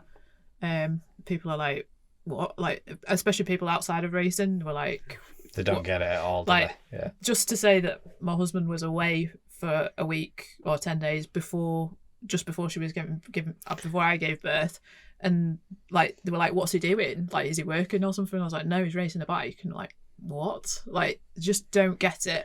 And to be fair, like, when we had said about it and we were like totally fine with it, and then when it did come down to it, I was a little bit like, oh gosh, yeah, this is really close. Like, but cross your legs, yeah, just cross your legs. I know, But like, there is a rumour that her water broke 3 weeks beforehand. She kept the little angel quiet, going, just hush, little bit. Bit of certificate change and job lot. Yeah, No, I did get nervous. but like, let's talk about that race. Was it the one lap wonder, wasn't it? Yeah. One lap wonder, which makes that race even harder. I'm going to be very honest with you. One lap races around the TT is still the same race, but it's not the longevity of the engineering element, but it's still a race. Gotta get stuck you know what I in. mean? The flag drops, you go around to the next flag, and everyone's on the track at the same time. They are the facts. But in that one lap, you're in second. Did you get pit? You talk me through that lap, and then you tell me how you were like. No, you know what I mean. You were like, Jesus, this is a story. Well, Go. Anybody who knows me or has worked with me in the island would tell you, like, Joe's previous mechanic Nathan just went, it's been cut to one lap, just went, he's fucked. Because I'm notoriously a slow starter at the end. I'm like, 6 laps? That's perfect. Could we make it 8, boys? Because I'll just be getting into my stride after the second pit stop. I'm sort of just picking up my pace by that stage. So I was instantly like... Your crew chief saying, job's fucked. That's great. He wasn't there. He was just like... He told me that later on. He was like, well, when I heard it, I was like... Well, we know that you're notoriously slow getting going, so it's a case of... He's like, Great Thanks for the vote of confidence. Yeah. but he knows that we race 6 lappers on the big bike, so he's like, but we know that you'll come good. Yeah. You know, you can dig deep. And so he was like, I knew that you were going to be up against it. And I was like, yep. And I had quite a good bunch of people around me. The Wilsons that run the Wiz Norton were helping me, and then obviously Hanno and Peter and Barbara who own the bike were over. It was a pattern, wasn't it? Yeah. Same as like John's and everything like. Well, I don't know what. Well, no, it was what for the people listening. It's Winfields, pattern, what the Winfields have to their, 'cause it's 720. slightly different Sorry. Who fairings said and that? stuff like that. But in terms of it, there wasn't much between them through the trap and others. So it was a case of, right, you're going to have to get stuck in. You know, that's the first thing. Every racer's just be like, right, well, sprint race, whether it's a red flag short circuit race that's gone from 20 laps down to like the end of BSB or whatever, they had a couple of those ones where it's red flag, you're going to start over a 5-lap sprint race. It's just like, right, let's balls to the wall here. Like, there's a show I watch and the guy's expression is just pitter patter, let's get at her. And it was just like that sort of mentality of like, right. Sounds a bit sketchy, but I like it. Pitter patter, let's go. And Did it look like Joe? Did have a moustache, yeah, definitely. And it was a case of, right, you need to get out of the traps fast. I had a good marker because Mike Brown was away at 3. I was away at 4. And he was on the single ES2. because obviously at this point in the Classic TT, the Pattons had to do a pit stop if it ran the 4-lap distance, but because it became a lap dash, the Nortons, the single cylinders, can do the whole 4 laps. So the time they lose and everything like that, I feel like I'm filling in the details here, pulping the story. Continue. I mean, in relative terms, I'd say like Dean and Mike have proved that the singles are 111 mile an hour laps. are like on the pace. Like, and so anyway, you can't dick about in the first sector, Shaun. Get going. I was quite nervous. I can remember like phoning you saying I'm heading up. Did you think that there was every possibility of winning that race? Yeah. Is that why you were nervous, do you think? There was I have to say, it was one of the few times that I went up the Glencrutchery Road and I really felt the momentum, because in the pace that we had shown in practice week, you can just confidently, you're just going, all things being equal, we're going to be in the mix here.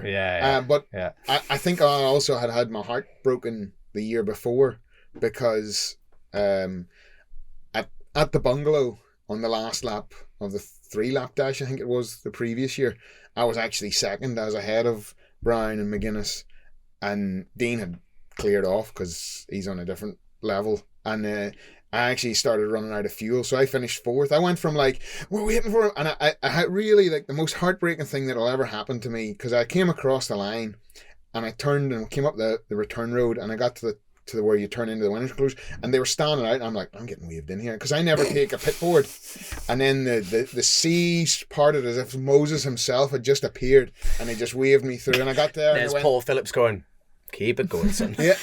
Keep it going, son. And so to be 4th, and then people tell me, what happened? You lost 16 seconds from the Cronk to Grandstand. You were in second. You had lost second. You were 3rd at the Cronk, but you were going backwards, and you lost this big chunk of time, and you finished 4th. I was like, yeah, well, fuel wasn't there where it needed to be. It actually was in the tank. There was about 1.5 litres come out of it, but the taps are about 1/3 of the way up. So when you're on the gas, they were at the back of the tank. When you were on the brakes, they were at the front of the tank, but they weren't where it needed to be. That was fixed for this year. I bet it was. And as Shaun with his drilling top set. And it was a case of, like, I think I really came in slightly as an underdog, because no one was like, oh, well, he was 4th last year on that bike. And no one remembers the results. No.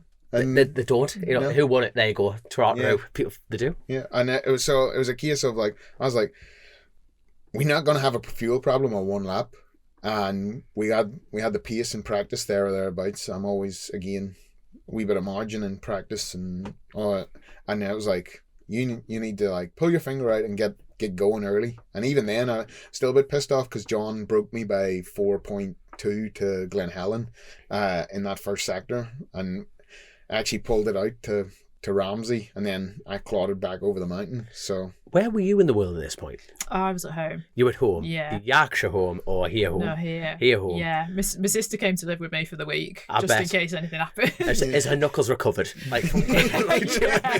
So, but, like, no, but seriously, well, like, okay, I'm gonna pick on him a little bit, but, like, because it was a 1-lap dash, and Shaun takes a bit of time to get going. Was that like, actually, no, I can live with 1 lap?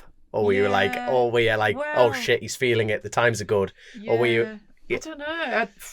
It was the most intense lap ever, and the hormones must have been for the fucking roof. Was you upset that we almost gutted afterwards because you couldn't be there? Honestly, that's got to be the hardest thing. We're like screaming that I couldn't, because it was just. It took forever to come up on the grandstand, like, oh, has he come through? And it was like by 0.1 of a second, and we were like screaming, like, that it was just amazing. And then I just burst into tears because I was like, because I'm not there. That's so selfish, and it's nothing to do with me, but it was just because we've been together for so long, and I just wanted to see him in that moment so badly.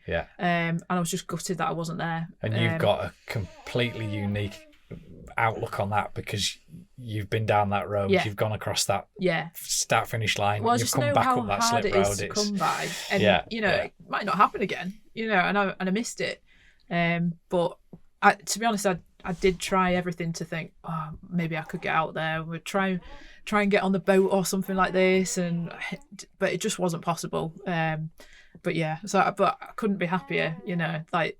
And Peter and Barbara that own the bike, like, they just deserve it so much, and to, like, repay them with, like, for giving you that opportunity is just unreal. So it was an amazing moment, but I just wish I'd been there. I can imagine. Yeah.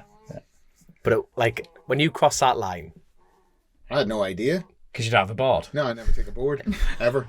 And then just got waved in P1. Well, I rolled down and I thought, please tell me you did the same to McGuinness you did to me. Beat you.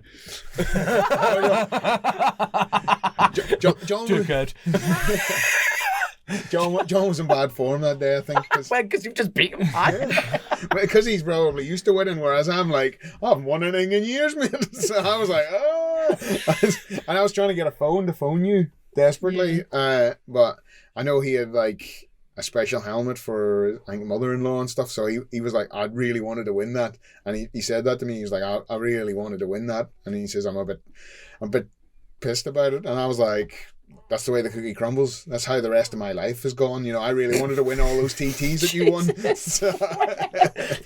So it's like well, rub a bit of salt in the wound there. So it's just one of those things. It was like I just had every dog gets his day sometimes. And Fair fucks to you. Yeah, I mean, I don't think I could have measured it any closer. Like I wish I could say, hey, well, I controlled the gap and did all these things. It was like, fuck no, just ride as hard as you can and come across the line and be happy with your day's work. And I got down to the holding area, to the turning area, and by pure chance, a friend of ours who was over spannering for the Wiz Norton team, his daughter happened to be right at that corner, and I just picked, like, was looking around, I was like, what position? Because I was waiting to see, like, someone go, you're fourth again, went right through. And it was like, they were like, you won? And I was like, what? And I was like, oh, okay, that's pretty good. And he's riding up going, there's no prize money. Shite. As you well know, no one's going there for the prize money. No, and but it really hits home when you pull in, going, I'm going to buy curtains, carpet. Nope, no prize money. Shite. So it was one of those things. It was like, obviously, being able to say you beat John over the mountain course, like that's few and far between. Childhood dream. Box ticked in it, yeah. It's like, and I knew I was really in the hunt when I came across the line, because obviously on the road we had caught and passed Jamie and we'd caught and past Mike Brown, and when you come out of the 32nd, you can see down to Windy and right across to the 33rd. I didn't see John, so I was like, well, that boy must be on it. Yes, it's 30 seconds and I can see 20 seconds or a good bit of that, and I can't see him, so I knew he must be on the pipe. And you don't know in terms of like Adam McLean on the Flitwick Royal Enfield. You don't know where they are because again I have no board, so you don't know who's. You can't see anybody in front and you couldn't see anybody behind, but you just like go like hell. So it was really like. What's your reason for not having a board? Just not bothered by one. I would say maybe now it would maybe make sense to have a board. And I stealthily read other people's boards. You know, if you're in proximity of other people's, I'm like, there, right. Well, if he's getting P7 plus 10, that must mean, and I've caught him. I must be in such and. I mean, it would be easy just to have your own board rather than doing fucking countdown halfway round. I'm too tight. Jesus, what? It was consonant vowel. I'll do the fucking crossword. But it always came down to like, Sudoku. that old school road racing mentality. I would say that was like, it was like, go there, your private personal challenge is like, go as fast as you can for as long as you can and be happy with the work that you've done. Just you and the track. Because and my newcomers race at the Manx in 2010 was also Jamie Card's newcomers race, and Jamie, because he's Gen Tour. No, I was waiting for that.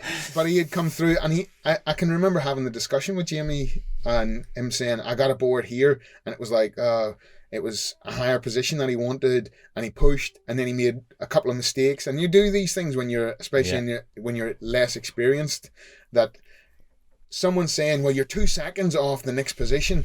You think, well, I'll try and make those 2 seconds up in right two corners. And you're like, it's not the way it works around the island. And maybe now that I'm, I don't know, like 12 years in, all right, well, you have a cushy gap behind and you have a wee bit defined in front. You need to just keep the pressure on, and all the rest. It might make more sense to have a board at this stage, but that adage of just like, if you can come in and you pull into the holding area at the very end, you probably at the TT, you probably aren't going into the winner's enclosure, and just be like, I could not ask any more from myself. If you get off the bike and go, well, I should have went faster on lap 5, that's on you, and no board's going to help you be faster.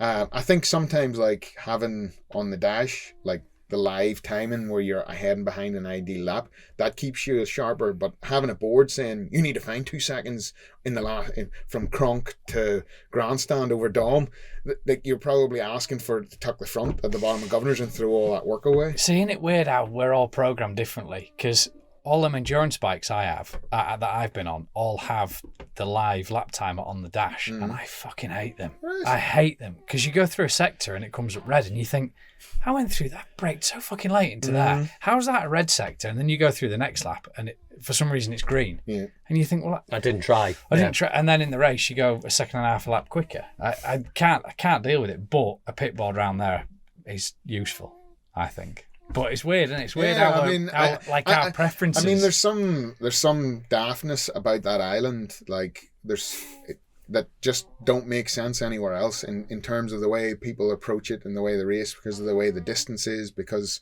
anything can happen, pit stops and all the rest, and the ability to like relax into it, a board telling you to push, like we were watching the last MotoGP race, and you were like, Martin got a board saying focus, and I was like, see if a guy that's winning the MotoGP championship needs a board to tell him to focus. And you were like, why was it like it? I don't know, but obviously that they have sports psychologists and all this, and that ability to like go out, no board, find your rhythm. The bike's feeling great, and well, I'll push on to be as fast as I feel it'll be fast. Bike's shit.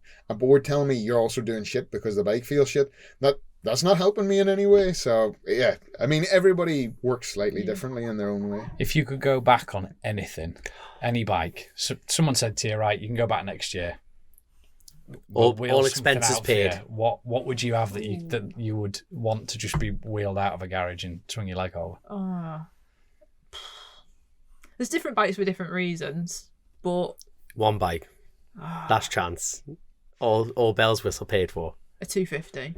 Oh no! We want you're a racer woman. How are details? Well, just a proper 250 Grand Prix but one bike. that's actually not like. She's a Honda woman. Yeah. Honda. There now we're getting it. But then now it would have to have all the proper bits in it. TSR 250 Honda. Yeah, but like a pucker one that's well looked after and well put together. That'd be if there was an actual class for them. Your dream bike. Yeah, I never got a full lap on a 250. Right. I only ever made it to Glen Helen. Nope. And that's it. So I would love that. Would be the bike, I think. Could love a lap on that. What about you? Or is it fair to say you've ticked your box? No. I mean, one of the things I'm getting to that stage, because they start using words like veteran and old fella. Yeah, exactly. Basically, well, this boy, he's ready for the pasture. Maybe it's like his vast experience around the island. They start writing you up with these sorts of things, but it's like, and there's just to a certain degree, it was like what you were saying at this stage. Rode the rotary round there, and I've been fortunate enough to ride 250 two-stroke round there, although it would be nice to have really like pucka ones that are at the front. He's even ridden a motocross round there.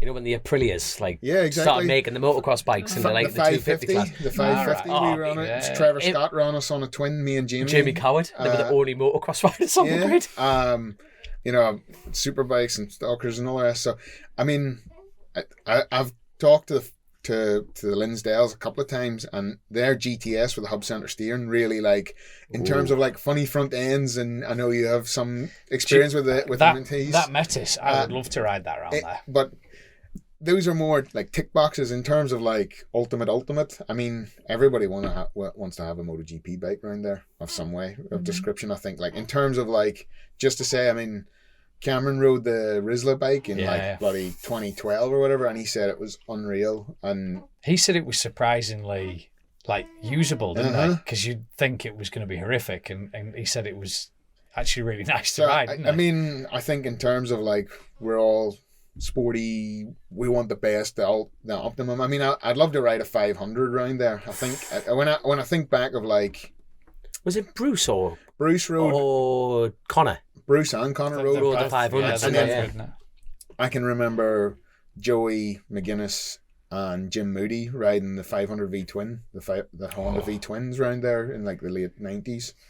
And but yeah, I mean, those were people take the piss out of McGuinness for it, but like in our time, the most technologically advanced bike we'll ever see around there is the Mugen. Like that's something like that's Yeah, 30. it's £1 million bike. It's like a multi-million-pound bike. That's like 30 years in the future. I mean, the last time we saw bikes that advanced was probably Joey, Hizzy, and Fogarty rode some special RVFs for Honda's like an anniversary in '91. They came in Honda colours and they were sent back and all the rest. And those were proper factory bikes, because as much as Hickey's Superbike and AMD's Superbike and all the rest are really special bikes, they're not like factory bikes. No. You know, they're not like what like the Cert bike to what my Suzuki is like a different level, and it's like the same again when you see like the real factory stuff being rolled out, and it's like something like that, something really special like that there. Whether you could actually utilize it around there for a monkey like me is doubtful, but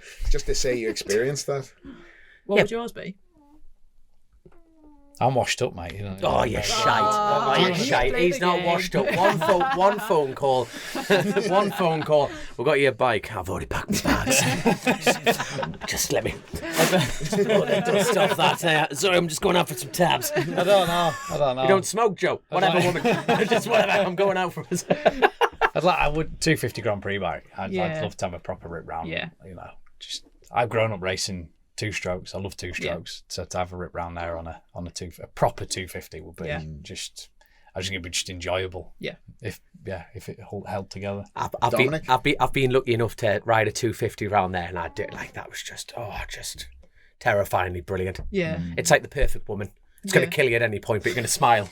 Like one tall What's your Swedish bike, blonde though? birds. Huh? What's your perfect bike, optimum bike to ride around there? Exactly. Alan Hermison's 7R, because he's never ever let me ride it. I wouldn't even allow to take it off the paddock stand.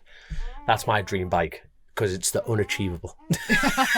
Like that. My dad raced. That's you know Alan Herbert. That's what my dad raced with the classic bikes, and that's the only reason my dad could go racing, because he was a Gen 1 of the family. So the only reason he'd go racing was on classic bikes. And Alan Hermison, who was one of my dad's friends, put him on a 7R and a G50, 500 or 350.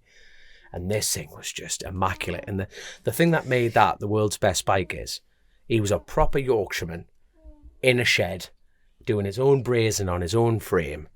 And it just, he just everything. He had his own lathes, did his own heads, proper racing. He worked in the pit, then he retired from the pit, and he just chucked everything into this bike. And then, my dad got to race it, and then they went halves on everything just to go racing. And this G50, and every time I went to try and put it on the roller to help me dad on, I would, get your bloody hands off it. And I'm like, come on, Alan, let me just fire it up, please. Like, get your bloody hands off it. And it's just the unachievable for me. But the race of that particular bike would really piss Alan off. And that's my ambition. That is 100% my ambition. But speaking of ambitions, let's quickly talk about the future. What are you doing next year? What's the plans? Give me the gossip. I don't know, actually. I mean, that build up yet again. It's all Getting gone the mortgage paid. Yeah. Get Palace out. Yeah, that's never getting paid. I can tell you now. It's like that. Jesus wept. The Palace. I mean, Steve Wheatman and Nathan, they have offered me to go back with the same. Fantastic. That's great. That's always a good start to have that in the back pocket. I mean, Steve has always been like, and Nathan have always been gentlemen like that. They were like, they sorted me out when I was sort of in a bit of a pickle in 23, and they said our ambition is to try and see you with somebody else, in terms of, as much as we like you, could you go away and be with somebody else, like a loving family? That is yeah, this. yeah, exactly, you know what I mean? We'll get you to this part now. So in terms of it, like, I mean, I don't know. The Suzuki's there, but she's getting a wee bit long in the tooth. Yeah, it's not quite a Cert Suzuki in that way. Have you got your heart set on the Suzuki, or do you want to try the? No. Wait, hold on now. He's going to hate me for getting this wrong. The Fireblade. You got your stock Fireblade. It was Kieran the Wilcox. Thank you very much. Wait, so what was? Because you didn't have a lot of time on the stocker this year, and you knew the Suzuki inside out. Yeah, I mean the Fireblade was again, came through Richard's, I don't know, sabbatical retirement and moving to becoming a TM, and Kieran Hankin, who had raced Manx and TT he had the Fireblade. Richard run it the year before, and we got it. And we went to Croft, so we were following you around on some Ducati. Oh, the V2 diesel. Yeah, it was good crack. And getting our signatures at the start of the year. You know, I think Donna and the club always run something good because we'll turn up to get our signatures, and they do the best for us in that way. And that weekend, I had a bit of a gearbox issue, so I went back to Hanks, and then went to Rathles and Jackson's, and it was a bit of a hee-haw in terms of like. That's a great way of putting it, isn't it? A hee-haw. Shortage of parts and engine builders and this, that, and the other, and it turned up that we didn't. I ended up getting it back basically the weekend before the TT, and I took it to Mallory to a no limits track day to run it in, and it's the first after about the third session. I come down and they really helped me out in a big way because I was like, don't have a place, cash in my pocket, need half a day to run this thing in.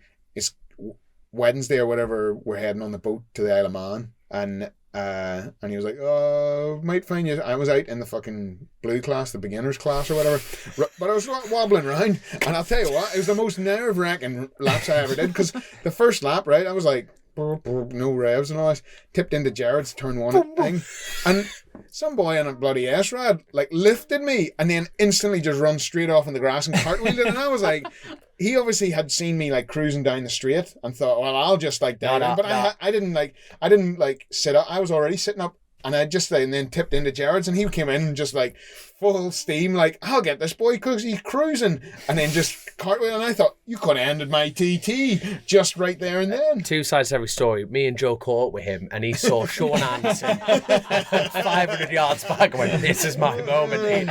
He rang the wife. He had that much time down the straight. He went, this is Valhalla calling. I'm off to Rotterdam. And so then True story.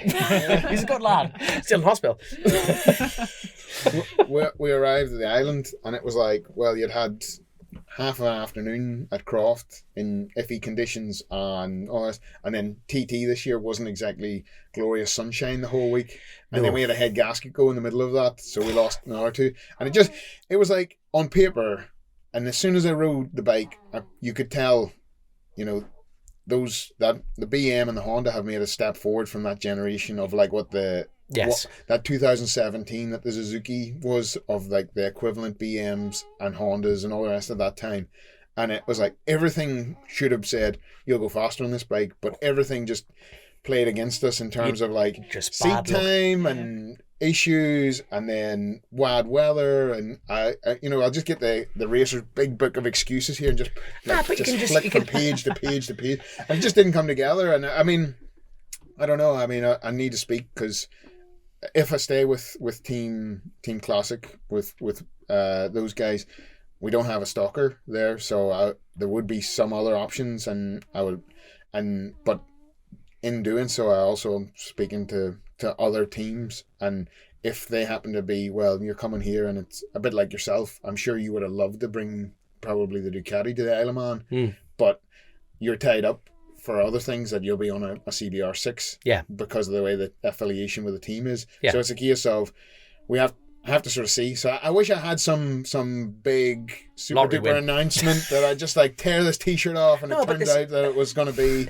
But the good thing about that's the good thing about the show. It's like, you know, you can just we can talk about these things. You know, what is actually the best way to get in touch with you? You know, if there's people listening to this, you know, the 250s are going to be pouring in for Sarah. Oh yeah, well, you know what I mean? Grace will be swimming through the messages, going, we're gonna have to get rid of Sarah. Like all these 250s. Gonna need a bigger garage for all the pistons and cranks that you're getting sent to and all that. So, but through my socials, so Facebook, Insta. Sarah manages the Insta. That's why it looks professional. Nice. And and then I put up my own stories that look really half cacked and all the rest of like some boy drunk in a pub or whatever, and I'm like, oh, that was funny to me, and she's like, Stop it. But I mean, I'm pretty easy to get hold of one way or the other. I mean, no, it's good. Well, making it sound like a slag, but you're accessible. Yeah, very much so. You know what I mean, though. That's good. That's what the toilet wall says. Shaun Anderson is accessible. Please call 07. Exactly. I love it. I'm not being rude. I'm looking at the Patreon questions here, and like, in terms of it, like, I think both me and you know, and anybody who's informed in the sport, the Hondas and the BMs are right at the sharp end. So in an ideal world for a big bike, I mean, I would say that's probably my class to some extent. I mean, I was really lucky last year. The Butterfield guys came on and put me on that GSX R750. And next gen rules are a wee bit more in line. That you're not. It's not as big an advantage to be a whippet, but it still helps. You know, you still have to climb a hill. 3/4 of the way around the course. So, do you think if the opportunity presented itself, you would ideally want your stocker and your superbike to be the same bike? Yeah. Yeah. I think that continuity really helps, and I think that the latest gen of stuff, they get the stocker and the superbike get ever closer. You know, you don't see so much of like, you see a lot of bikes now with like the subframes are still the same, the seating position's still the same, swinging arms the same. Exactly. You know, look what like Todd did with the TAS team last year. It was literally a fast engine in a stock chassis, same brakes, same everything. So like Todd was just hopping off, getting on that, and off you go. Boom. Yeah. In terms of it all comes down, especially at the island, it's all about seat time. I mean, one of the near misses of my career, which could have been, was we were approached by Eskel Suter to ride the 500, which would be one of Stop. Felipe. That's why you married him. I'm going to ride a Suter. Marry me now. Just marry me now. I'll move to Germany and everything. Just well, we were living out there. We drove over to Switzerland to see Eskel and Alexandro, and Felipe was looking after their sponsorship side and all the rest, and it was all good. It was about, I think that was 2019. It was in and around that, and just pick up the phone. Just do it again. Just pick up. Just don't be shy. Pick up the phone to them. Just do something. And the one, like I said, all we need is seat time, and I said, and they were sort of and on. They've said, like, you know, in comparison to the thousands, we're not going to have the same horsepower. And I was like, if you can give me a predictable chassis and we can get enough seat time that I'm familiar with it, you'll make the difference. You know, you see, obviously, Michael smashing 130 mile an hour laps on a 600. So it's not, I mean, don't get me wrong, I'm not going to turn down a superbike with 240 horsepower, but there is ways and means around it. So it broke my heart. I can remember driving home and he phoned me, it was like February, and he was like, yeah, our sponsors pulled out, and these boys, they don't mess around. It was like, because they, like, their budget for a TT was like, it was like, we're bringing 20 staff and they need to be kept in hotels. It was like, you could tell they came from a Grand Prix background. It wasn't like, well, we're bringing 3 boys and they're all happy to sleep in the back of the Transit together. It was like, well, we're doing this, and I was like, could we find 3 Arctic lorries, all the people, flags? It was like it was like big bucks, and because I was like, well, is there any way we could find like the deficit and all this? And he told me a number, and I was like, well, you know, no, that's not. And I called in some friends of mine. My best man at my wedding happened to work for Munster, and I was like, maybe we could get Munster money and we could do this and we could do that and all this. And it was just like, it just didn't happen in the end. It was one of those real near misses, and you probably, you know, the Isle of Man, your racing career in general is a finite sort of resource, but you would be happy to sort of step back a year to ride something like that every once in a while because an opportunity. I mean, it's a bit like the Wiz Norton. You know, you only have to, like, when that Suter was in the paddock, you only have to crack it up and there'll be 50 people, 100 people. The Nortons have seen me crack it up once and people just gather around, and it's just like one of those things that's just going to happen every once in a blue moon, but just didn't come together. We went and we got the press shots done. We have the t-shirts still in the house that we wear around with pride. Eskel on one side and all the rest. We sat on the bike and all this. It was meant to happen, and then it just didn't, and that was it. But racing's full of stories of nearly ifs and buts. I'm sure there's a load of Sean Muir Milwaukee Yamaha t-shirts with Michael Dunlop on it, or Paul Bird Ducati ones, I'm sure, probably, and God knows who else was meant to ride for X, and then it fell to flitters in the last seconds. I would love to know what they do with the championship tops. You know, like Brad, sorry, you got Tommy Bridewell. You got Tommy Bridewell tops. There must be a box of them, and they must be just going. They're all rags. Like, he's there polishing his previous BSB trophies. They're all rags now in his house. Or what? I don't know. There must be, but that was some race. I feel like we could talk about that race all that, like, for another 2 hours. And I'm looking at Grace and going, we're not going to do that side of things. But I'll tell you what, I'm just going to quickly. We've got a fantastic one. Naturally, we go through the Patreon questions, and thank you to everyone who sent them in. But we've got Dave Rutherford. Ring a bell? It's not jumping out at me. No, fair enough. No, I'm not going to trap you, by the way. I feel like I'm trapping you. Like, you should know, Dave. 20 grand you owe him. Something to do with a suitor contract. No. He said 40. What about the 40 he owns me? So. Yeah. He goes, hi, Shaun. You said in the past your favourite course/track is the TT. So which section of the course is your favourite? And would you ever consider racing short circuits in BSB with the right team? By the way, I've kicked your ass a few times on one of the TT3 game challenges. What have you got to say about that, mate? Beat you. Actually. I'll see you online tonight, together. Dave Rutherford. Just put that in my fucking room. We've talked about this a lot. Yeah. Strange enough, because that's how born we are. Yeah. But I have to say, not Molyneux's, which is the end of Crunkavati itself, but see the run down through the 11th. There's something about that rhythm. Like, there's two wee small humps, and then tip into the right, and then the big left, where like Siger and James Counting. And Datzer crashed That's there. on the pattern this year. Jesus wept. But that's, and I don't know why, but I always, for a guy who came from national roads, I always feel my best over the mountain, or at least I put my strongest sectors. Which is arguably the most short circuit element of traditionally, I would say, when you speak to anybody, all the short circuit men come, the first half of the circuit's all closed in, trees and walls and all that, and we get up to the mountain and it's all open. But I think it's the flowing nature of that. There's no hard stops really. I mean, eventually when you get to the Craig, you sort of have to stop. Yeah, but no, you're right. But even that's like what like second gear, isn't it, Joe? You tip in and then you just drive it out, but it feels so slow because you've gone so quick. But that's your favourite segment, Sarah. Well, annoyingly, I really like the 11th milestone as well. For God's sake, you too. Come on, have a dispute on air, please. Not like that. Well, fuck you without me. I'm glad I got in to get that steal at first. Yeah, but I love the run to Glen Helen. Love through Glen Helen as well. That's nice. Yeah. And then with regards to short circuit stuff, I mean, it does. There's definitely a hole in my CV in terms of like not making wildcard appearances, never mind a full season of that. And without being a woeful racer, there's a certain amount of financial reasons for that. But in terms of it, it's just one of those things that I would say it's pretty hard that like.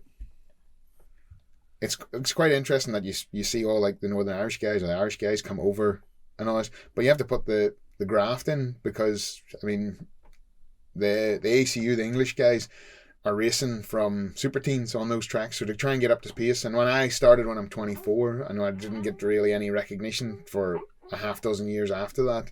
It's like I love riding Olton and I love riding here, there, and everywhere, but I'd probably need to put a lot of graft in just to get the base knowledge of the courses up to speed. Even doing that, would you find it more beneficial for your TT campaign? I don't even know. Doing wildcards and learning. I flitter back and forward on it. Like, there's no doubting that you even see Michael now there at BSB. But he's been doing that a long time, actually, hasn't he? He's been like, he does a lot of pre-riding and obviously all the guys at the front, including yourself and Jamie and Hillier and all the rest, they're getting sharpened by it. You have to be doing it now, I think. Yeah, I think you do. In a certain way, but at the same time, at this stage of my career, do I see it finding me another, like, am I going to jump from 130s to 135 because I did a couple of BSB rounds? I'm not 100% sure in that. Right. Forget the 35s. What about a 32? Maybe. I mean, at the end of the day, I've been very fortunate because I've seen the data to see, like, you don't brake hard. When some data engineers have gone through it, they're like, you're a typical road racer. You stab the brake to bring the initial speed down and then roll into the corner, as opposed to like short circuit men that are like stab the brake and hold the pressure later, but all the way in, trail brake into the apex and really like eke out the time in all these wee areas. But that goes back to that riding style thing though that you said right at the beginning, which is hard to program your head even if you go and do a load of BSB rounds. Exactly, and in doing so, this was one of the things that I said. That island is such a weird place that because there's nowhere else that, well, especially with the demise of the Ulster, like that flows to 136-mile-an-hour laps, that you can sort of be a bit lazier on the brake. Like you need to, if you want to go and be at the front at a BSB or even mid-pack or even at the rear, you have to like stab and steal every meter of brake and pressure and on the gas and eke out all these refractions. Because the island's so vast, it all sort of rolls into one or the other, and you can have that rolling speed that sort of helps you also build a lap time in a different way. And in that, I don't know. I mean, don't get me wrong. Somebody's waiting outside that door with a blank check and saying, we want a full season of BSB. Well, even better, if someone said to you, we've got a blank check, let's make you the best, let's put your best TT together. What would that entail of? Blank check. Well, just seat time. Yeah. But would that be BSB, short, like, you know what I mean? Would it be BSB testing? BSB, you know. I mean, a couple of people have said it. Unfortunately, the national roads aren't what they used to be. You know, the depth of the field, the time on the bike, it doesn't add up to any big advantages. I'm gutted you don't do Armoy. I've seen you at Armoy. Oh yes. Proper road racer, you see. Yeah. I mean, I've dipped in and out of Armoy, and it's one of those sorts of things. It's just a case of my best efforts and my financial efforts are best spent in getting to the 2 events on the island, and then I pick and choose whatever I can do otherwise. And it seems certain a couple of things. So I don't want to sit here and cry poverty, because every racer comes on and cries poverty and then jumps in their Maserati and drives off, and then but totally to park that around the corner, Joe. But it's a case of I also would say one of the other things is like having a professional career outside of it is like, can I justify? I'm already on thin ice in terms of like 2 weeks at the island plus maybe a day either side of it, and the same again for the Manx. And holidays is like, well, BSB you have to basically be there Thursday, Wednesday, and till Sunday, and it doesn't really add up for like the amateur.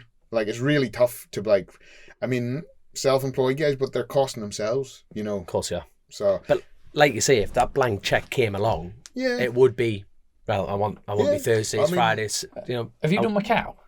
No. Is that not on the radar? It was, and the organisers, they reached out to me this year. Yeah, they definitely would have. Yeah, and it has always sort of been in the ims and ahs, but because of when it falls, I literally have no holiday. I'm sitting here with like, I think I have enough holidays to cover the week between Christmas to New Year, so I can have time with the family. But it's like by the time you get through a couple of test days early in the year before TT and Manx, it's like they're in a lot of holiday to stretch yourself. And I don't want to like sit here and be like, oh, poor Shaun, because he works in a job in an office and has to do this, because I get to go in and talk about bikes all day, and so I don't have any sympathy for myself.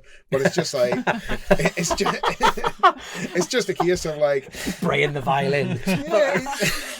It's just a case of you can stretch the wire, and I would say my current employer at Enfield are pretty sympathetic in terms of like, there was a couple of days like where it was rainy at the TT. I was definitely working from home, but I was online doing my job to try and find a day here and a day there, and they allow you that to be able to like work your way through. That's good. So yeah, it's just like everything in life, you're just cutting the cloth to suit. And I have no doubt that yes, I would be a better rider if I got to do the first 3 rounds. Although this year none of the BSB, the first rounds at like Olton in May time, so it's like I'm really interested to see if some of the other boys will be affected by having less track time pre-TT. It will be really, really interesting. I tell you what, before we wrap up the show, I want some quick fire predictions, because obviously by the time the show goes out, which is next Monday coming.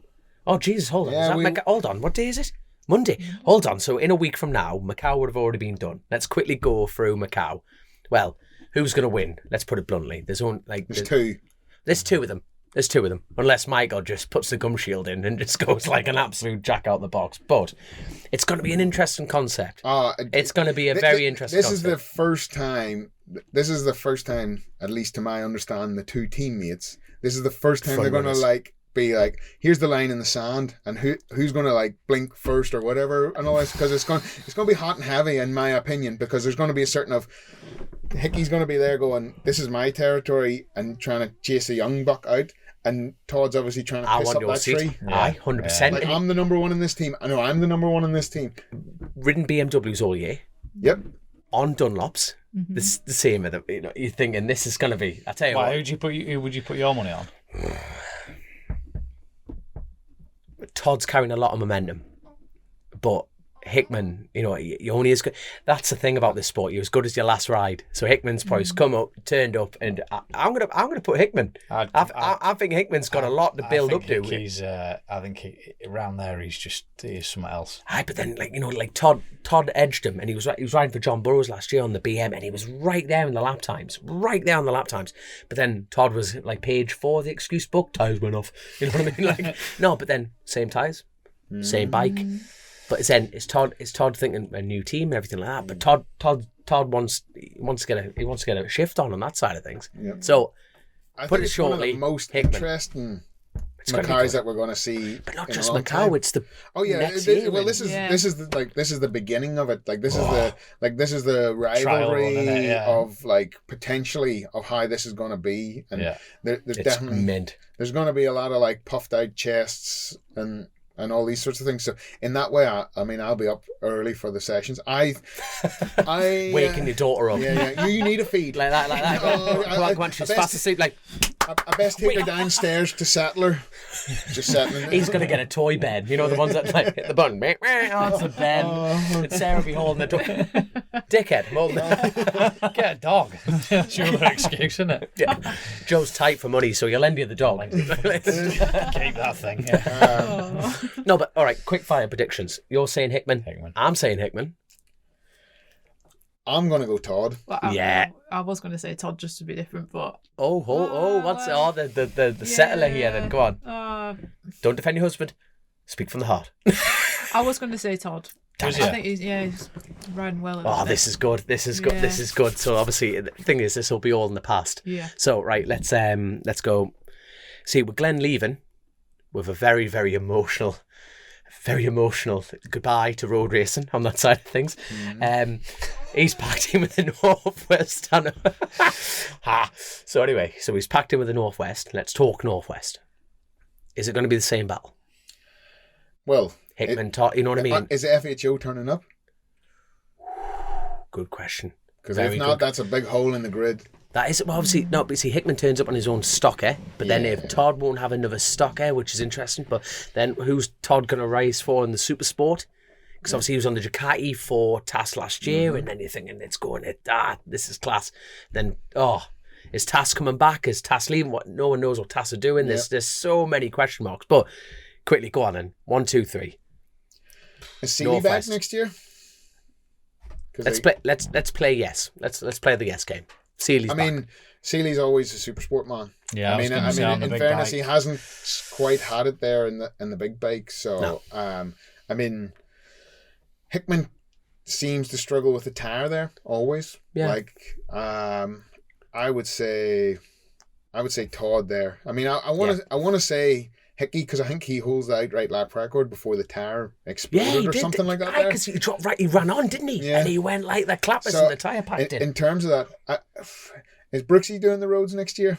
You see, I've heard he's changing teams, but then that particular team, hint, hint, won't go back to the roads. Yes, whichever team would have left the roads recently and won't come back then. I love it. I love the rumour mill. We just won't get you next time. We'll Chasin the Racin, but also you've got a possible revitalised Connor as well. Yes. Yeah. Connor's gone somewhere completely different. He wanted to be on a BMW, and he's on BMs. He's got a BMW. John's got a new BMWs, new Super Sport. I know, like that's their news to put out, so I know what Super Sport machinery they're going down. But brand new bikes. Connor's got something to prove to himself and the Padgett's element. You know what I mean? You're changing over.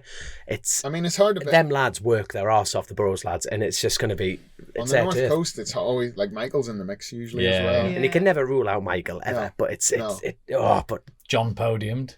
Yeah. But I think it's fair to say at the moment, as far as the cookie crumbling, Dean, we're all overlooking Dean. Yeah. Dean on the Hondas, but he was on a stocker last year. He didn't turn up on the Superbike. The shims, I mean, something was going wrong with the engine. And, but as far as playing the game... No, it was the gearbox for chocolate, so... The gearbox packed it, yeah, that was it. But then playing the game, you can't rule out Todd for the win at the Northwest. No, he's such a good short circuit man coming with that. And the Northwest is a big short circuit.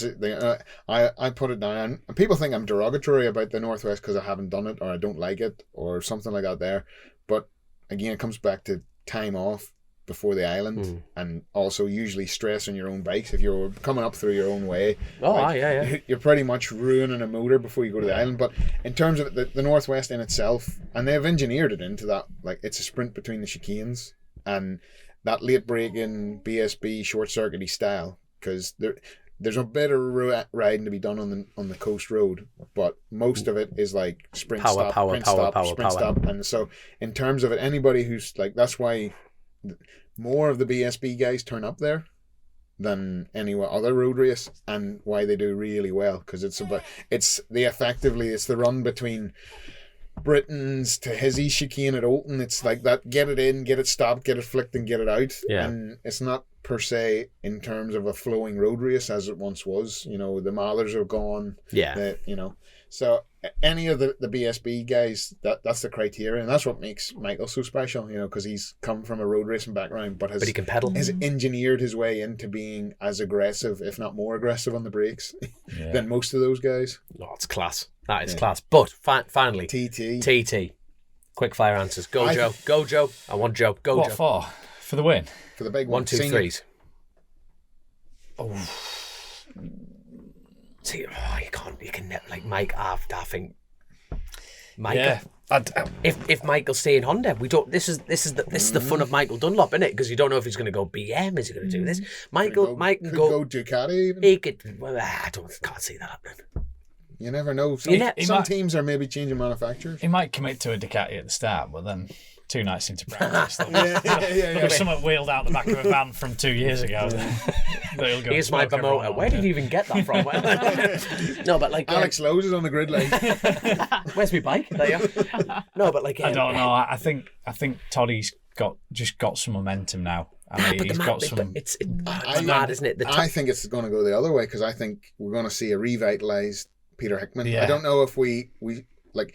People talk about Hickman having a bad TT, but I mean, it was far from a bad TT. But at the same time, for his standards, a Superbike win sort of fell into his lap between visor problems and Toddy's bike wouldn't restart at the end of the second pit stop and all the rest. So, I mean, but that's part of the game. You have to be there. And he was there or thereabouts. I think we're going to see we saw a fired up Peter Hickman come out in the senior, made a bit of an error. He's done a lot of binning it this year. Made a bit of an error, but that you beat me to it, because the other thing is you've got a Hickey who feels like he's got something to prove, because the year hasn't gone like it probably it could have done if everything was. It's motorbike racing. Are we going to see the glory years return to road racing? And I'm talking pantomime. You know what I mean? Well, the two sides of course. No, mate. You know what I mean? You've got two of the same bike. Built an FHO. No, but that's what I mean. Like this is the story. It's happening now in Macau. But like this is what's happening. The gauntlets are down. There's 2 bikes, lads. You're on the same slippers, same brand, same fuel, same everything. Go for it. Yeah, I'm sorry, but that is already I'm like revved up about, because this is. You've got a Michael Dunlop sat in the background. That's what I mean. This is the pantomime element. You know what I mean? It's like, who out of all this is going to be the villain? Who's going to be you can easily sit down every year. That's what I mean. 100%. You've got. Are we going to see 2 lads pushing each other too hard? Like you said, you see a pit board, you put over push. Then you've got the calmness of like Dunlop and Harrison. You know what I mean? It's going to be. This is going to be. I do not want to count my blessings, but this is shaping up to be road racing's 2025 is going to be saucy. Do you remember? God, I hope so, because I've bigged that up. But it's, I'm. This is mint, and that's simply from a couple of changes. Yeah. It was surprising to see the sort of a bit of a chink in Hickey's armour. That's what it. That's where. Never let them see you bleed. And the thing is, they've all bled. You know what I mean? They've all had a slap. Oh, this is. Yeah, be a good one. Be a good one. It's gonna be good. It's gonna be good. Well, I tell you what, I'm looking at your darling daughter, fast asleep. Once you've lost a sock. Little Emma's lost a sock there, but bar that, you've done a fantastic job there, Grace. And but no, we're looking at you. Honestly, thank you so much for coming down here on a school night, on a Monday night. Pestering you, an absolute pleasure. Joe, you've done all right yet again, mate. Thanks, you are good at this, mate. You are At least fantastic. you could be on time. Yeah. And there's that dig. But obviously, yet again, thank you so much to our sponsors, OMG Racing, JCT, Truck and Trailer Hire, and Pipeworks for this individual sponsor episode. And more importantly, guys, thank you so much. It's been absolutely class, and I genuinely could sit here yet again. I feel like I say that all the time, but I could just sit here and chat all night. It's like being back in Spa in the sunshine, but in a cold Derbyshire. We'll have the show after the show now in the kitchen for a cup of tea. That's it. Real rumours out. That's it. Yeah, this one. But there we go. But honestly, guys, thank you so much, and we'll catch you all later on. Cheers for listening. See you later.